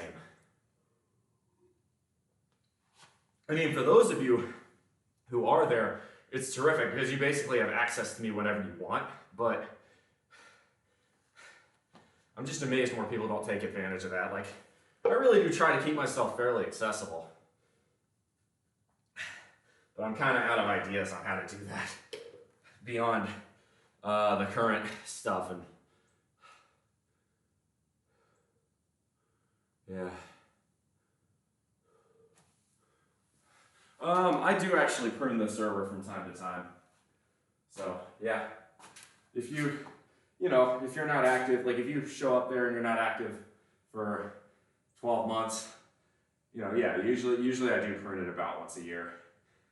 Pruned it last fall. I will probably, it's been about 6 months. Not quite, it's been about 4 or 5. Probably within the next month, I'll probably prune it again. Just because, if you're not active, I just don't understand the point of being in a million servers that you don't, actually spend time in.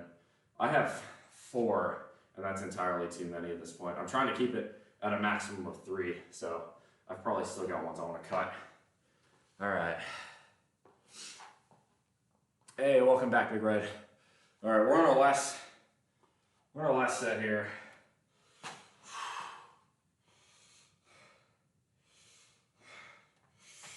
We're gonna put this back up. Start from up here. Don't need to make it any harder on myself than I already have.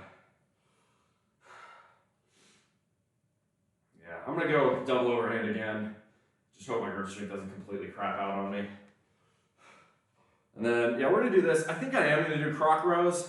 I feel like I've got the energy for it. I don't have anywhere else I need to be today, so why the fuck not? Let's see what the temp is.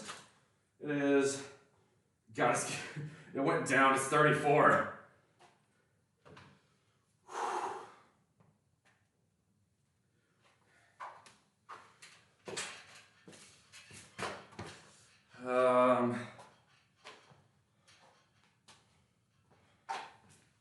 Let's do it.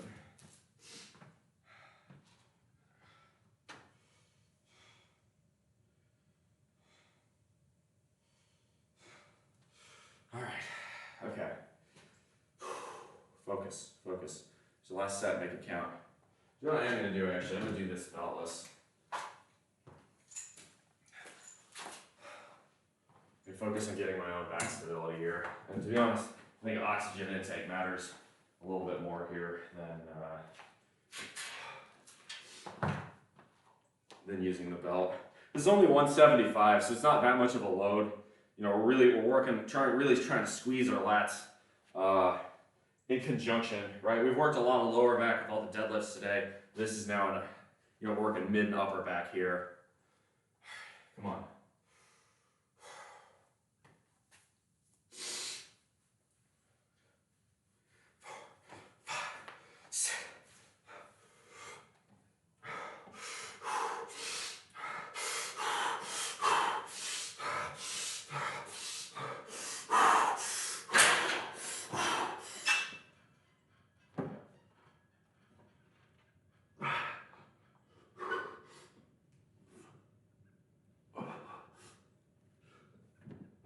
Seven. One more.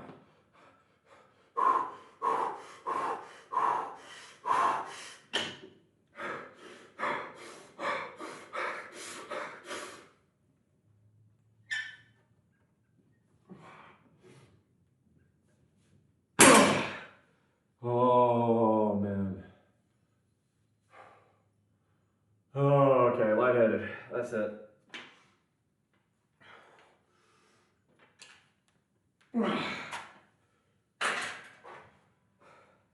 Alright, we're gonna do some croc rows. I got the energy for it. That'll be a good way to finish it off.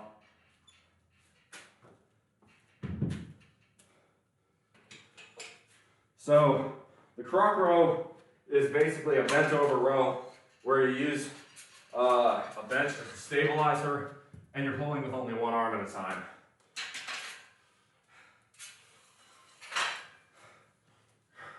The goal is to really extend on the eccentric and pull hard in an explosive fashion on the concentric.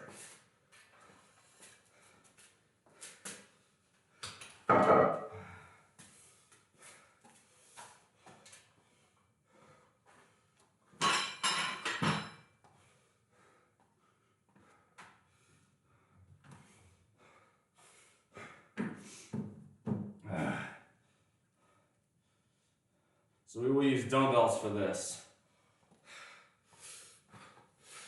Maybe you need your faith restored? No.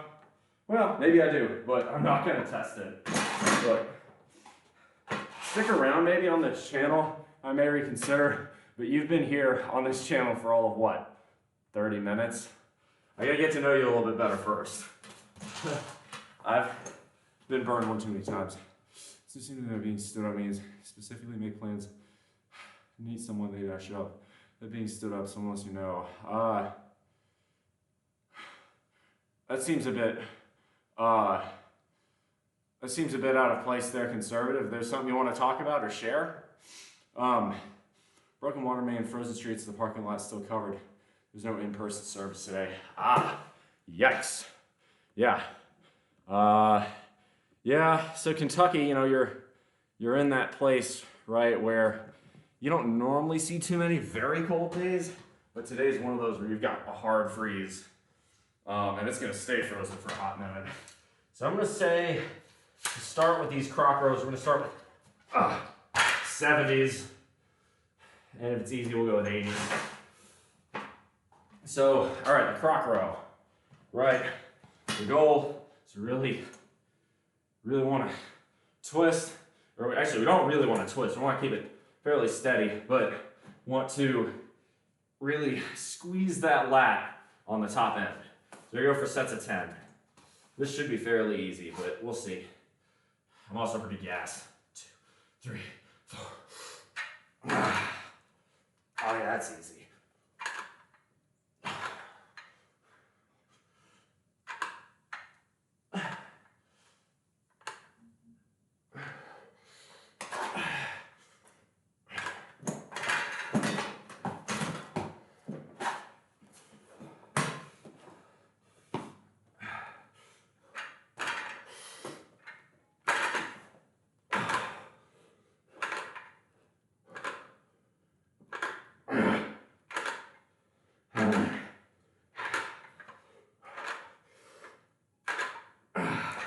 That wasn't bad at all.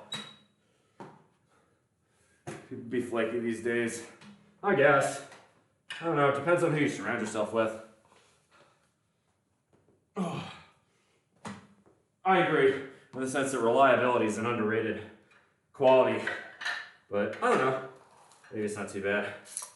I got the bed, come looking for me. Walking on Gucci, wearing Yves Saint Laurent. Barely stay on, cause I'm so goddamn gone.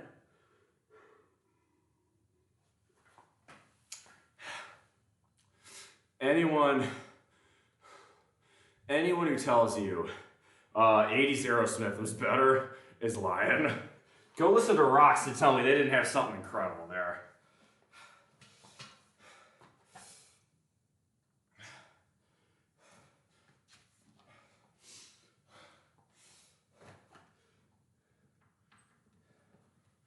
All right, we got 3 more sets of this, and then I'll be good with this. 4 sets of croc rows as extra volume's enough. I took the time to feel for the door. I found the secret, the keyhole.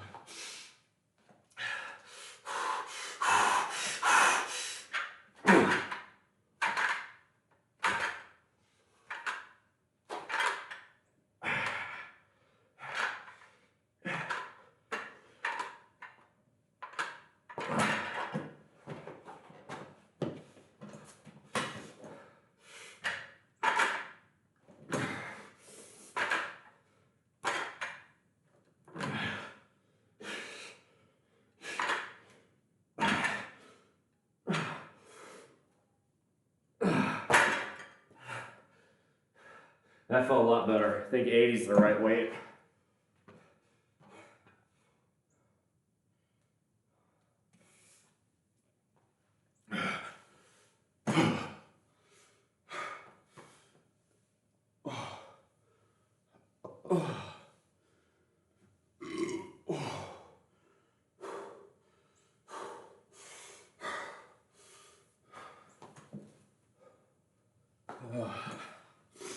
We have 2 more sets.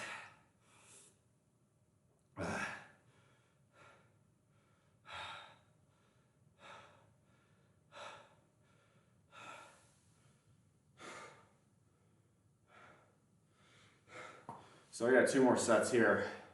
Yeah, conservative, that's rough. I don't know what the dating scene is like in the UK.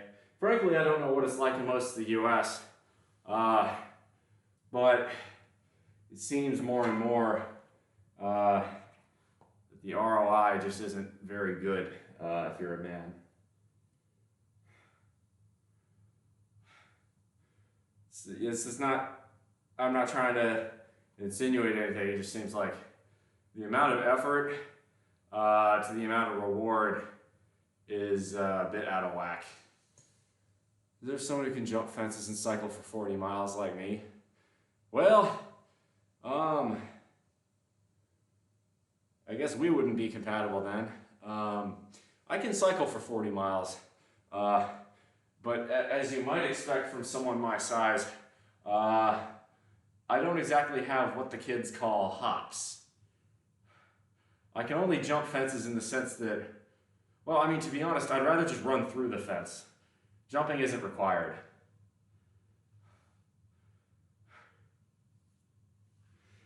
Jumping seems like too much effort. I'm just going to go through the fence. Unless it's chain link, in which case we'll just climb it. Hey, Bruno, good to see you. We got 2 more sets. We'll do that, and then we'll do a little Q&A. You know, otherwise it's Sunday, ain't got a whole lot going on. How many people we got in watching the stream right now? I actually don't know, because Stream Elements is being wonky. Let's go ahead and do a 3rd set.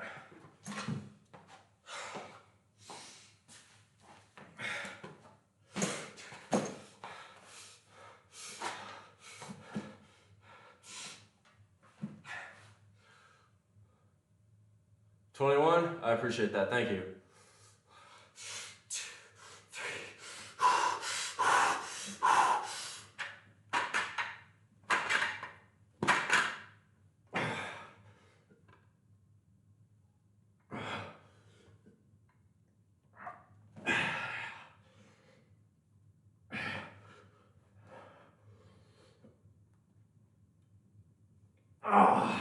Yeah, I gotta go slower on those. That feels way better.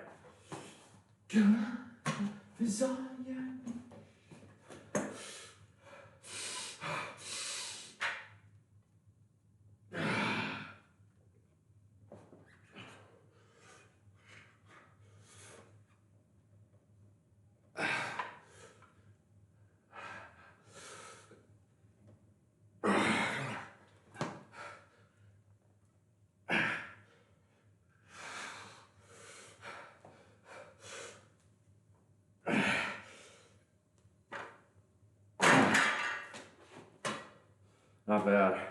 One more, baby, one more.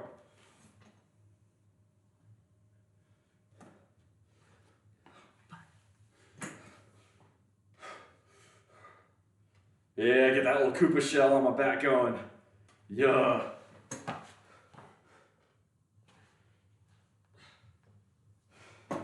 Look pretty good. Rock climb, part of that outdoor only 10 to make 10% more flexibility. Yeah. You have to get leg pedal out of ground, sometimes a little more inclined to leverage. Yeah, flexibility is nice. I don't like it. So what I do instead is just get stronger. I respect people who are flexible. I fucking hate that shit. So I'd rather just lift heavier objects. I figure, why do I need to run anywhere if I'm strong enough to where nobody's gonna try to fuck with me? All right, let me take a quick bathroom break. Girardi time. Use the Girardi emoji in chat. If you need to. Oh, God.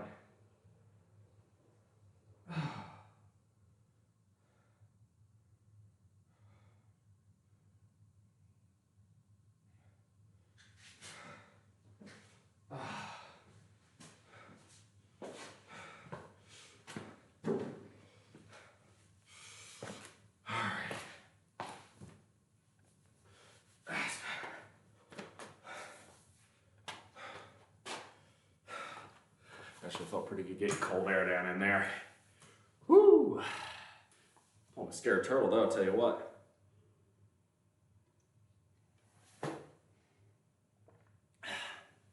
Yeah. Now I need to work on stretching and flexibility more, but I'll be real with y'all, I just fucking hate it because I don't want to. That's a terrible reason not to. I can't do the splits. So you're trying to flexibility this time, you're really more like dangerous. I would love to do the splits just because I feel like that's like one of those items, it's a flex. It's like being able to flagpole. Like for those people who's got the core strength to be able to flagpole, it's just impressive. I can't do that. I look at that shit, I'm like, damn, that's really impressive. But I don't know. All right, so what we're gonna do is we're gonna hit our last set, and then we'll hit some abs, and we'll talk, we'll chill. Yeah, I feel like doing abs. That'll work. Maybe we'll do some push-ups too. But my triceps are killing me from yesterday, I tell you what. Those floor presses were legit. Focus, focus. Squeeze the lats.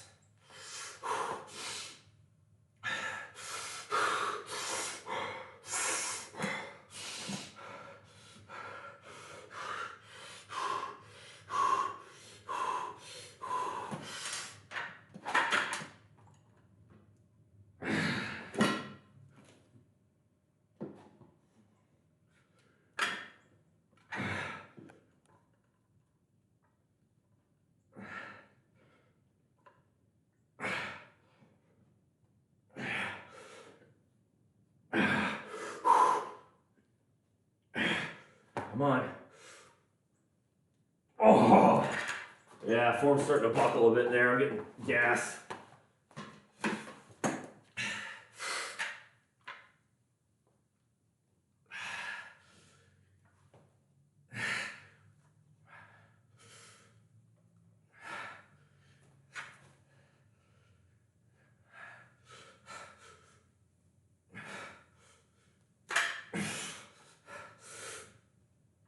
Oh! Right. We're cooked. Let's get some abs.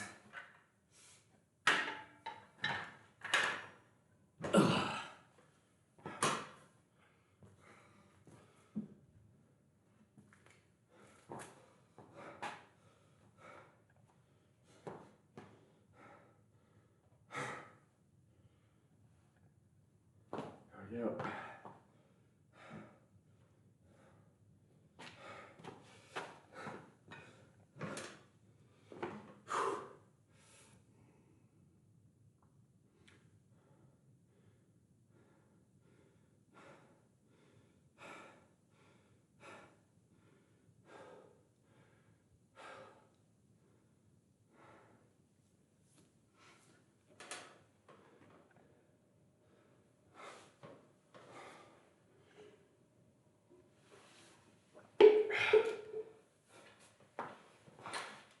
So we're gonna do jackknife sit-ups. Oh.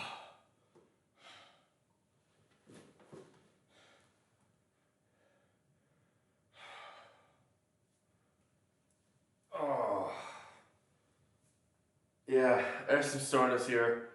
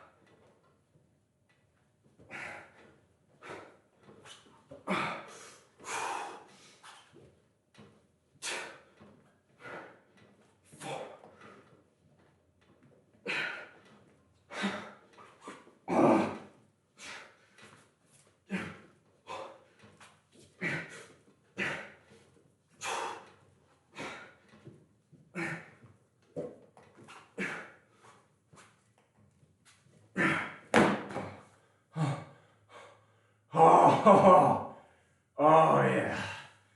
Oh, that pain is good. Fuck. Roll over and smoke a cigarette after that one. Sit up, please. Come on.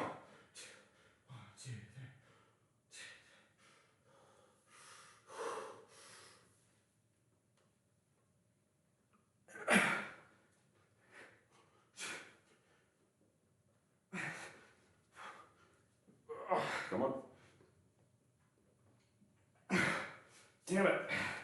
I'm losing my balance. I'm in the crease. I'm trying fixing that. There we go.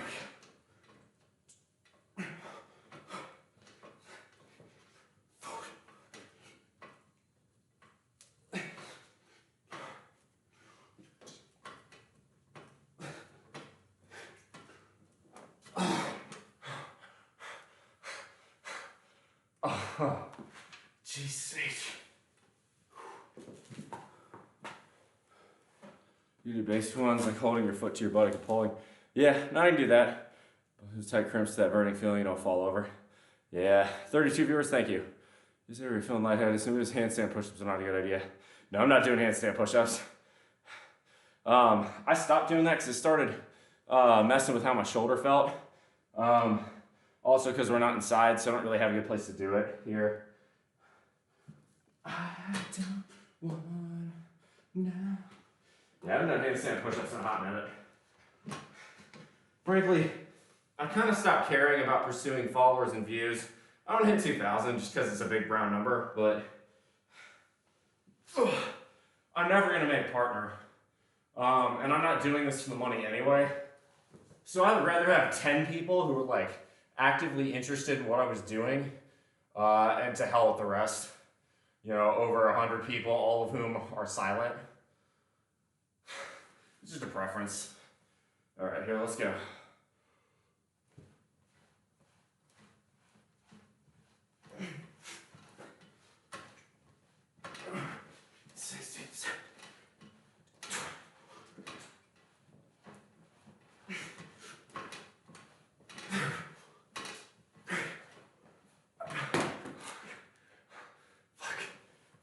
Finish. Come on, 25 more. That perfect song, Shock Me by Kiss.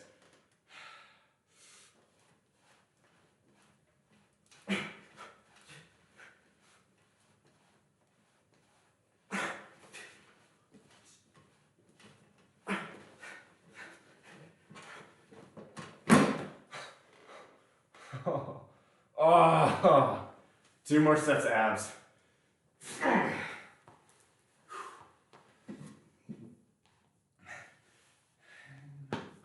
So get me high, shock me, make me feel better.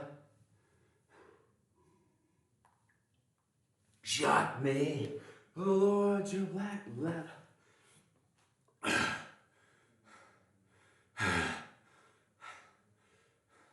The correct number of points to Celine Dion song. Send it if you want to then, bro.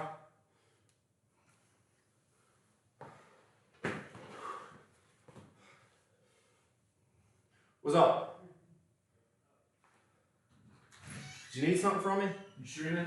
Yeah. Oh, sorry. This is my son Steve. What do you do, bro? Yeah. I didn't come.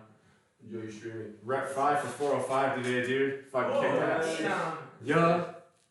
That's fucking nuts. That's why I'm This gonna is, see you this is the rock climber kid that's power to weight ratio is insane. Yeah. You got way better flexibility than me, I bet. I'm working on it. It's of the day. No, one of my streamers was talking about going and climbing rocks. He's pretty good at it too. He's saying, yeah, you need really good range of motion type stuff. So Yeah. grip strength too. Yeah. Yeah, pleasure meeting you, Calvin. Yeah. Cheers, bro. Yeah. Nice reps, dude. Yeah. That was my roommate and his son. So pretty baller.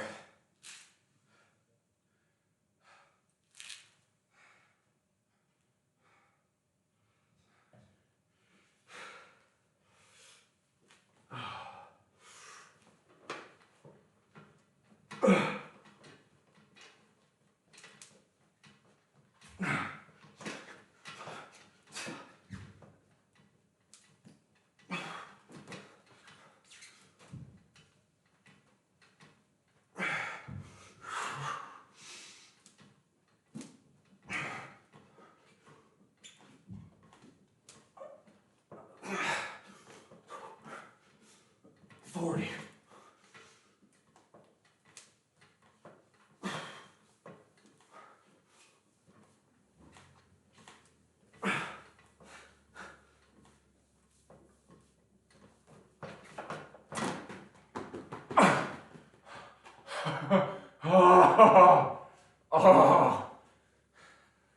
That pain feels good. Shock me, make me feel better. Oh yeah. Shock me, put on your black leather.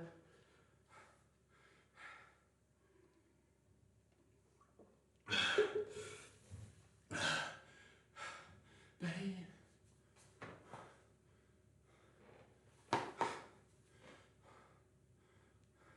Oh yeah.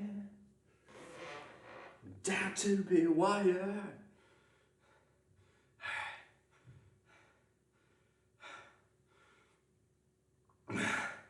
Let's finish it off with a little Blue Oyster Cult, a little ME262. Yes, sir. We'll probably wrap the stream up after this, unless you guys got questions. So this is your Q&A section now. I just pick, ask away whatever you want to talk about, financial advice, you know, diet, exercise, the rest of it, future of the stream, anything like that, really, dating, you name it. It's all up to y'all. Oh, looks like the roommate's gone. All right.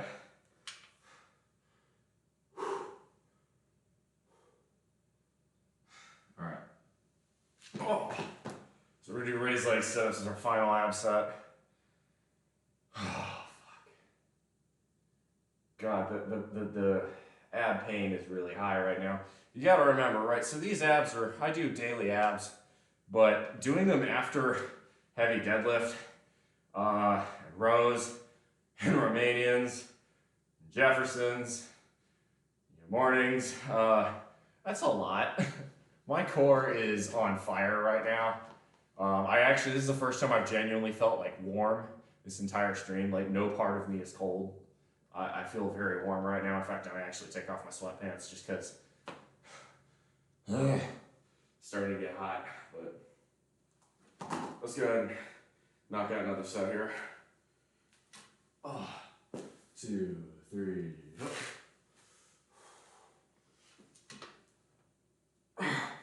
Oh God. Oh, my hams are so tight that I can't even extend my legs without hurting. Fuck. All right, come on. 2, 3, 4.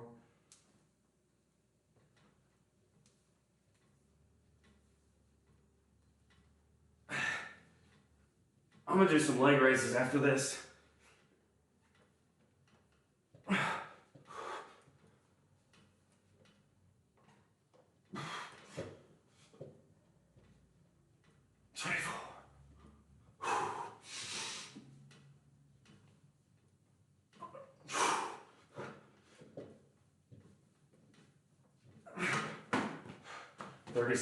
Fuck, 23 more. Jesus Christ, this is painful.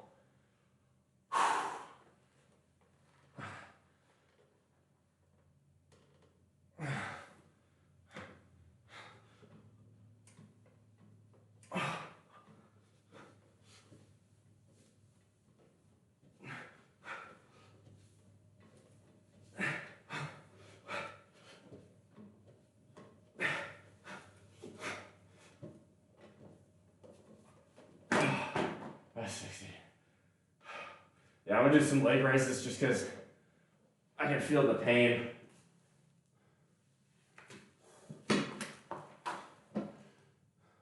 Still planning to take my time between jobs, travel in the US. That's the goal.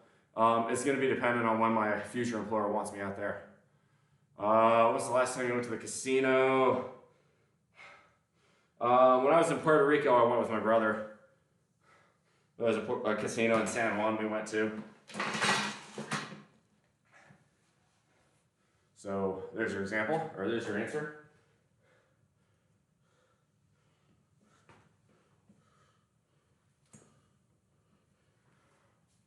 All right.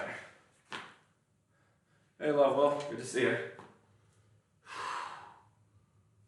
All right, Let's do some leg raises. I need to do this just to stretch more than for the actual ab work, but still.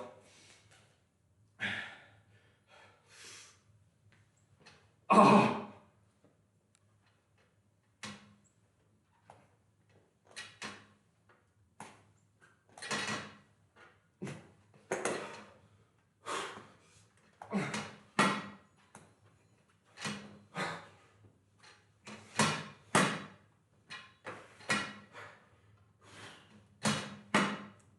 10, 11, 12, 13, 14.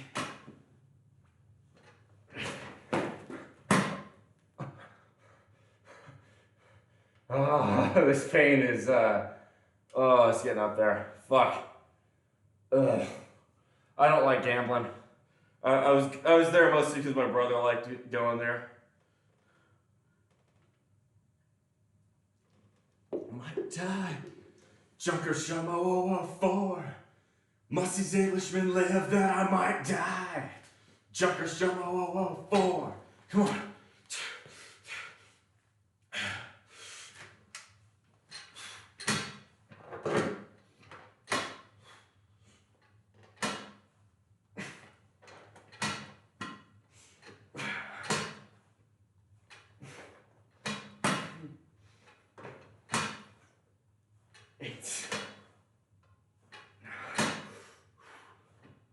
Bombers at 12 o'clock high.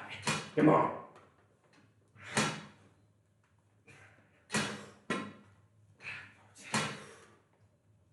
15. I got 2 more sets of those. I'm shopping on a gambler. I want something for my money. I play the penny slots because I figure that's the most time of entertainment you get for your money. Yeah, poker with friends is different. Oh my god. Yeah, my abs are on fire. See how they're looking, actually. A little bit. Not much in the way of definition anymore. But that's to be expected. I'm on a bulk.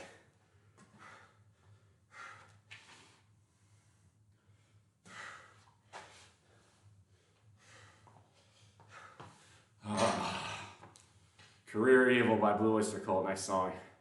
There are casinos in South Carolina? No. The last casino I went to was in Puerto Rico. Now, I went there for, we took my mom there for her 60th birthday. My brother and I just wanted to go to a casino one night. Well, he wanted to more than I did, but I was fucking down. Like, I wanted to chill. Sounded like fun. There are pretty girls there. Pretty guys there too, to be honest, but Puerto Rico's got a pretty good dating scene. Unfortunately, yo no habla español bueno. Yo sé un poco de español. Un poquito. God,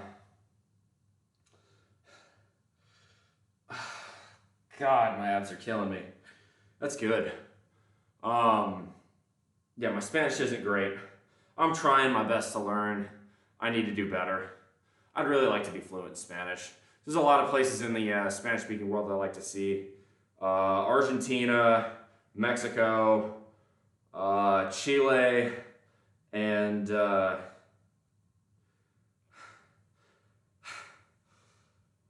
well, I would love to go to Cuba, but obviously I can't do that anytime soon. I'm a U.S. nuclear worker. Can't go to any place ruled by the communists. Frankly, this is one where, as big of an anti-communist as I am, I actually think our policy towards Cuba has been unbelievably stupid ever since 1991. We're still treating them like they're a Cold War threat, and they're not. It's just a sad little economically mismanaged island.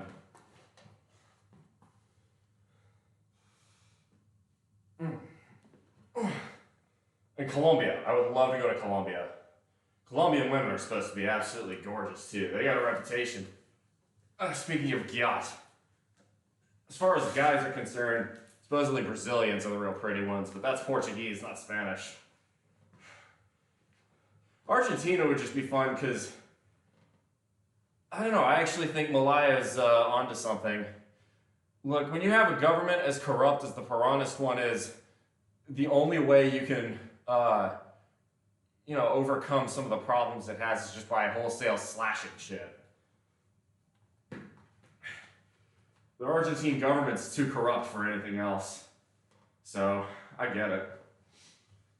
I think the term they have down there is "hay no plata," which is, there is no money.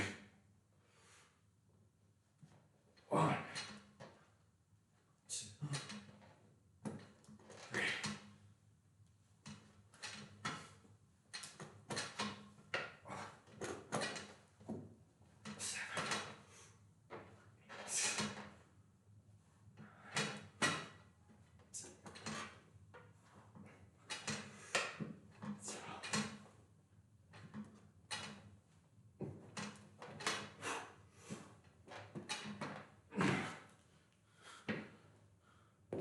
Colombia's fun, legal. Well, I can't do any of that. I get tested. I'd love to see Mexico. You guys say habla español because the verb conjugation. I gotta be honest. English kills. English has some really stupid shit about it, but this is one of the best things about English. There's no gendered bullshit. We don't have to figure out whether or not the word refrigerator is masculine or feminine. You just say the.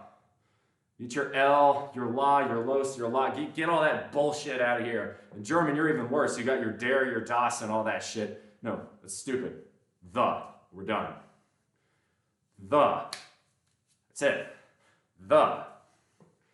The is such an underrated article. Put on 10 more pounds of muscle. As a swimmer, can't have too much muscle on. Financial side of things is fucked. Okay. So you need to. That's tough. So if you're a swimmer, right, this is your trouble. You are going to be burning through obscene amounts of calories. Swimming is an extremely high calorie exercise, especially if you're swimming quickly. So if you're trying to put on muscle, my advice to you is, first off, eat in a caloric surplus. If you're saying the financial side of things is bad, you're going to have to go with cheap protein. So what's that going to look like? That's going to look like lentils. That's going to look like whatever meat is on sale, be it chicken or pork. Those are probably going to be the ones that are the cheapest. It's going to be oats, rice. You're going to want to run a caloric surplus so you can afford a little bit of cheap oil. Canola oil is pretty cheap. Vegetable oil is pretty cheap. Potatoes, pasta. You're going to have to look for stuff like that where, unfortunately, like for a lean bulk, you don't want to put on too much more weight, but to lean bulk, you're going to need more access to lean meats, and those are expensive. So you're going to run up into an optimization problem. This is the engineer's triangle. There are 3 options. You can only maximize 2. So it's like you can have something cheap, something quick, or something good. Pick 2. And pick 2 is the optimistic scenario there, frankly. You can have something cheap and quick, but it won't be very good. You can have something cheap and good, but it won't be very quick. You can have something quick and good, but it won't be very cheap. Same way, I've heard this in the dating scene, especially with the rise of dating apps. I think this one's very appropriate for women. You can either have equality, you can have men pay for everything, like, that's the conventional way for dating, the man is expected to pay, or you can have, committed, no side girls, right? Pick 2. What you can't have is pay equality, men paying for everything on dates, and those same men not having side girls. You can't have all 3. That's not how that works. The laws of statistics prevent it. I have money where I spent a lot at Hermes yesterday. I have about, Jesus Christ, 400,000. Mate, yeah, you're doing fine. If you have money in that case, yeah, go for a lean bulk. I don't know what your height and weight is, but calculate your weight in pounds.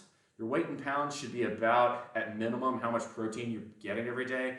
Throw in some creatine, and then, multiply your weight in pounds by about, well, if you're swimming, you want a caloric surplus, so probably 12 to 15 and start there. That would be my recommendation. But there are engineer's triangles in all sorts of life where you have 3 options. You want to maximize all 3, but you can only pick 2. The reason I say that about the whole dating thing is very simple, right? And I'm all for pay equality, right? If women and men are doing the same job, they should be getting the same pay, assuming they're putting out the same quality of work. But if you want an egalitarian feminist society, right, that means men shouldn't be paying for everything on the first date. Unfortunately, right, women don't like that. Women don't want to date down. In general, this is in general speaking, but I've seen very few women who are okay with dating someone making less or the same amount as they are. Very, very often the preference is to date up. Women, because of dating apps in particular, women have more choice than they ever had before. In general, we're talking about straight relationships here, gay is different, but women are the ones that usually get to make the choice because the ratio of men to women on dating apps is extremely skewed in the advantage of women. For every woman there is on a dating app, there are usually 3 to 4 guys minimum. As a result, right, women get to make the choice, which means women can be picky, which means they're all going for really high, very, very desirable men. But as a result of that, you see what I'm getting at, right? You can't have those high men are then going to have shit tons of options. And as a result, you know, they're not going to commit to one woman because they don't need to. Oh, okay. We've got one more set of these. You know, I'm gonna throw on one more song here. Get this done.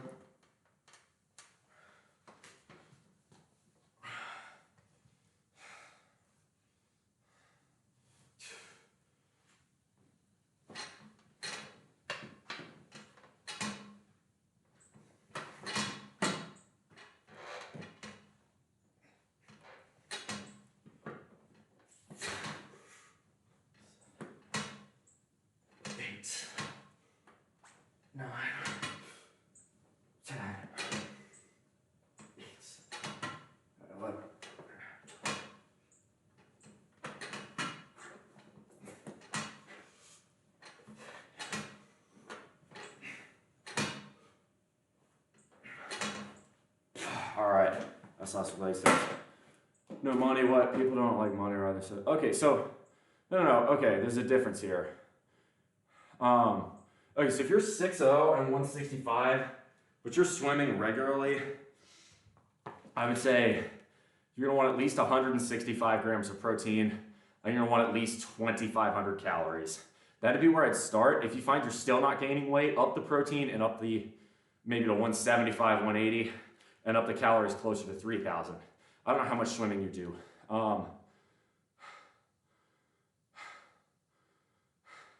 As far as, I'm not gonna start about communism and socialism. All I'm saying is, in general, I think men care less about how much their partner is making than women do. These are generalities, right? There will always be exceptions to the rule, but because of that, men are willing to date down in the sense of, especially in terms of income levels. Man doesn't really care how much a woman is making. A man cares a lot more. A man will typically care a lot more about how a woman manages the money she has. It's the spending that men care a lot more about than the earning. The women tends to be the earning. If anything, the spending too frugal is a red flag for a lot of women. I know this one firsthand. I am notoriously efficient with the way I spend money. That's probably a charitable word. A lot of people would call me a cheapskate. I wouldn't call myself that, given that my charitable contributions more than doubled last year, and I'm going to increase them further this year. I feel like I'm fairly generous in terms of giving my money to people who need it, but for my own lifestyle, I care a lot more about optimizing how little I need to spend. To me, I'm a fan of the early retirement extreme mantra that says, spending money to fix a problem represents a failure in thinking to solve one's problems by other means. 2,500 calories, Oh, you swim 6 days a week and it's your daily workout and you're doing lifting on top of that? Bro, bump it up, 3,000 minimum. I mean, if you're looking to gain weight, yeah, you're gonna need to put on a lot more calories than that. I thought you meant, you swam once, twice a week. No, if you're swimming 6 days a week, that's a very, very different calculus.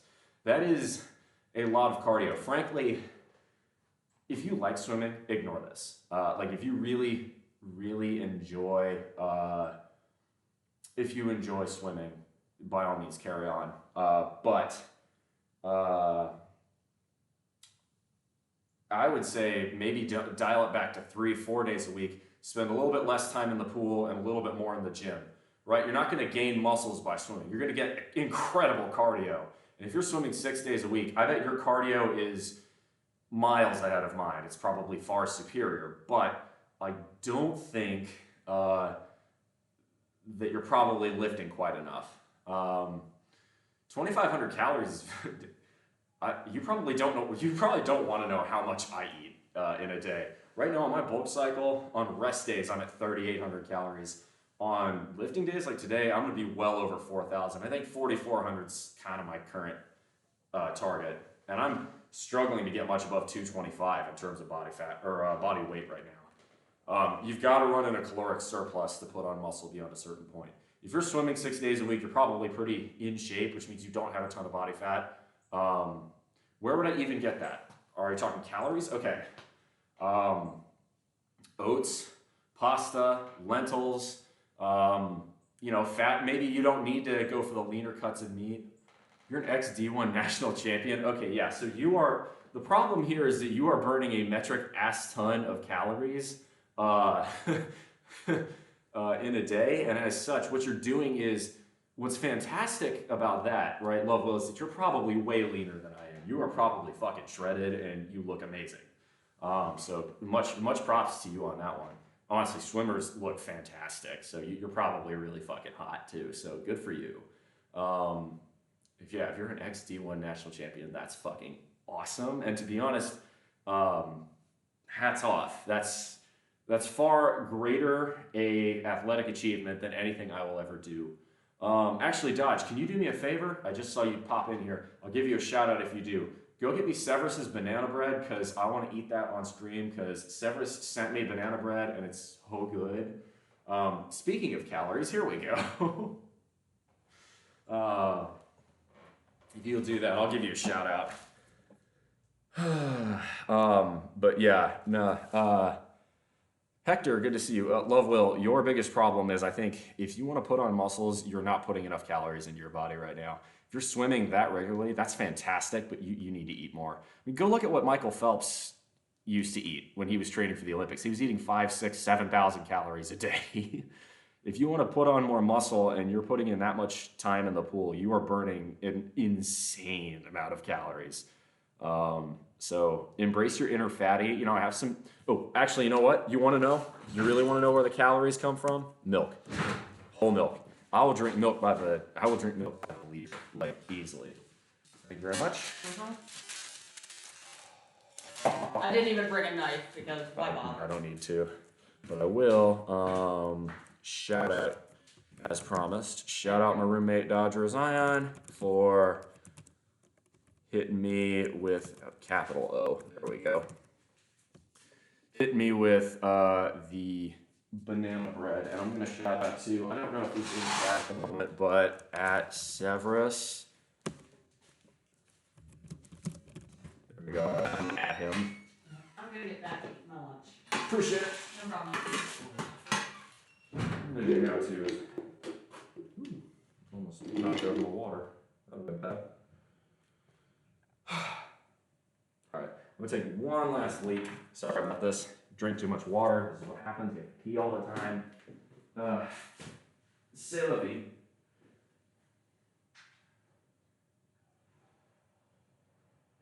Also, I got just a small bladder. That's who I am. Ain't a whole lot I can do about it, but I'd rather not worry about that. Much better. Okay, where were we? Yes. So, this here is some homemade banana bread Love will, usually about half a gallon, easily. Some day, when I was doing super squats, I was doing a gallon a day. My friend Severus sent me this homemade banana sourdough bread. Oh, it's so good. And it is packed with calories. So time to embrace my inner fatty and just, oh yeah.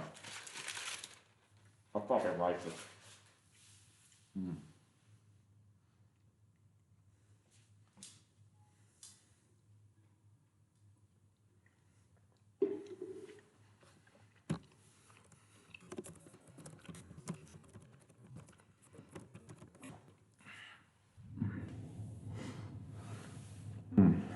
That's really good. Thank you, Severus. So we're gonna do a little wrap-up Q&A. But we'll probably look to raid someone pretty soon here. They're getting up on noon. So, figure that's probably worth doing at this point. Oh. We got on W. Ramir, Bam Bam, Fiziko, Jacob, and Krulix. Ooh, Krulix is doing squats. I'm going to have to hit him up. Oh. Yeah. I'll grab one more. Just. Speaking of things that go really well with milk, banana bread. That's a winner. But other items that are pretty good. Ground meat. Since you are swimming that much, you can afford fattier. You can go with fattier cuts if you want to keep your costs down. Sausage, in moderation, okay. You know, you can go for fish. You can go for slightly fattier types of fish, like salmon. Don't have to worry about the calories as much, dude. If you are putting in that much time in the pool, you don't need to worry about how much. Honestly, just eat as much as you fucking can and drink shit tons of milk. If you're doing that and you're in the gym and you're hitting weights hard, you'll see muscle gains. I would say just kind of go there. Start tracking your calories. And I'll help you if you'd like to craft a diet plan. I'll help you on my Discord. 100% would love to help you do that. Because, like, bro, I love it when ex-athletes come in here. That people like you motivate me to work harder. So I appreciate that. I appreciate you saying so. Do we have any other questions? Otherwise, I'm going to probably get ready to rate us. All right. As far as, let me talk about the streams. So typically, I do Thursday afternoons. I'm going to be up in the upstate, considering the trials for Paris. Dude, next fucking level. Fucking love to hear that, bro. I bet you kill it. If you choose to, you're going to kill it. I would, It'd be fun to go swim with you. You'd probably kick my ass, man. I'd probably be gasping for breath. Be like, yeah, you'd probably kick my ass. I'll tell you that much. This is the thing. You have to recognize, this is a game recognizes game moment. Yeah, I might have deadlifted 405 today, but if I attempted to probably do half the swimming Love Will did, I'd be like dead. I'd be like in the water wanting to end it. It's impressive. It's impressive. You see shit like that. Everybody's got their own, inherent talents. And someone like Love Will, if you made it to XD1, that means you embraced and really executed on that talent. So I have so much respect for that. Thank you. I do think we're going to go live. I think what we're going to do is raid Mr. Krulix. We have not raided Mr. Krulix for a bit here. Oh, he's deadlifting. We got to do that. Depends on the stroke. I suck it back. Bet you're better than I am. With all this extra muscle on me, I sink like a rock. I do not... I mean, I can swim. I'm just not good at it. Anyway, so I think we're going to go ahead and raid Krulix. So we're going to... the raid message is Bull Rush, as always. Y'all already know. Krulix. Make sure I spelled that right. Yeah, we're going to raid Krulix. So that's going to be it for me today. Y'all, thank you very much for coming out. I will be live again either Thursday afternoon or Friday morning. I don't know yet. It's going to depend on how things go upstate. My business trip this week. I will let you know via the Discord. Okay? So that's going to be it for us today. And as always, make good decisions. Those good decisions form your actions. Those actions form your habits. Those habits form your values. Those values form an ethos to be the guide star through the rough waters of life. Much love, y'all. Come in for the hug. Big bull bug. Oh my God, I'm sore. Great ski.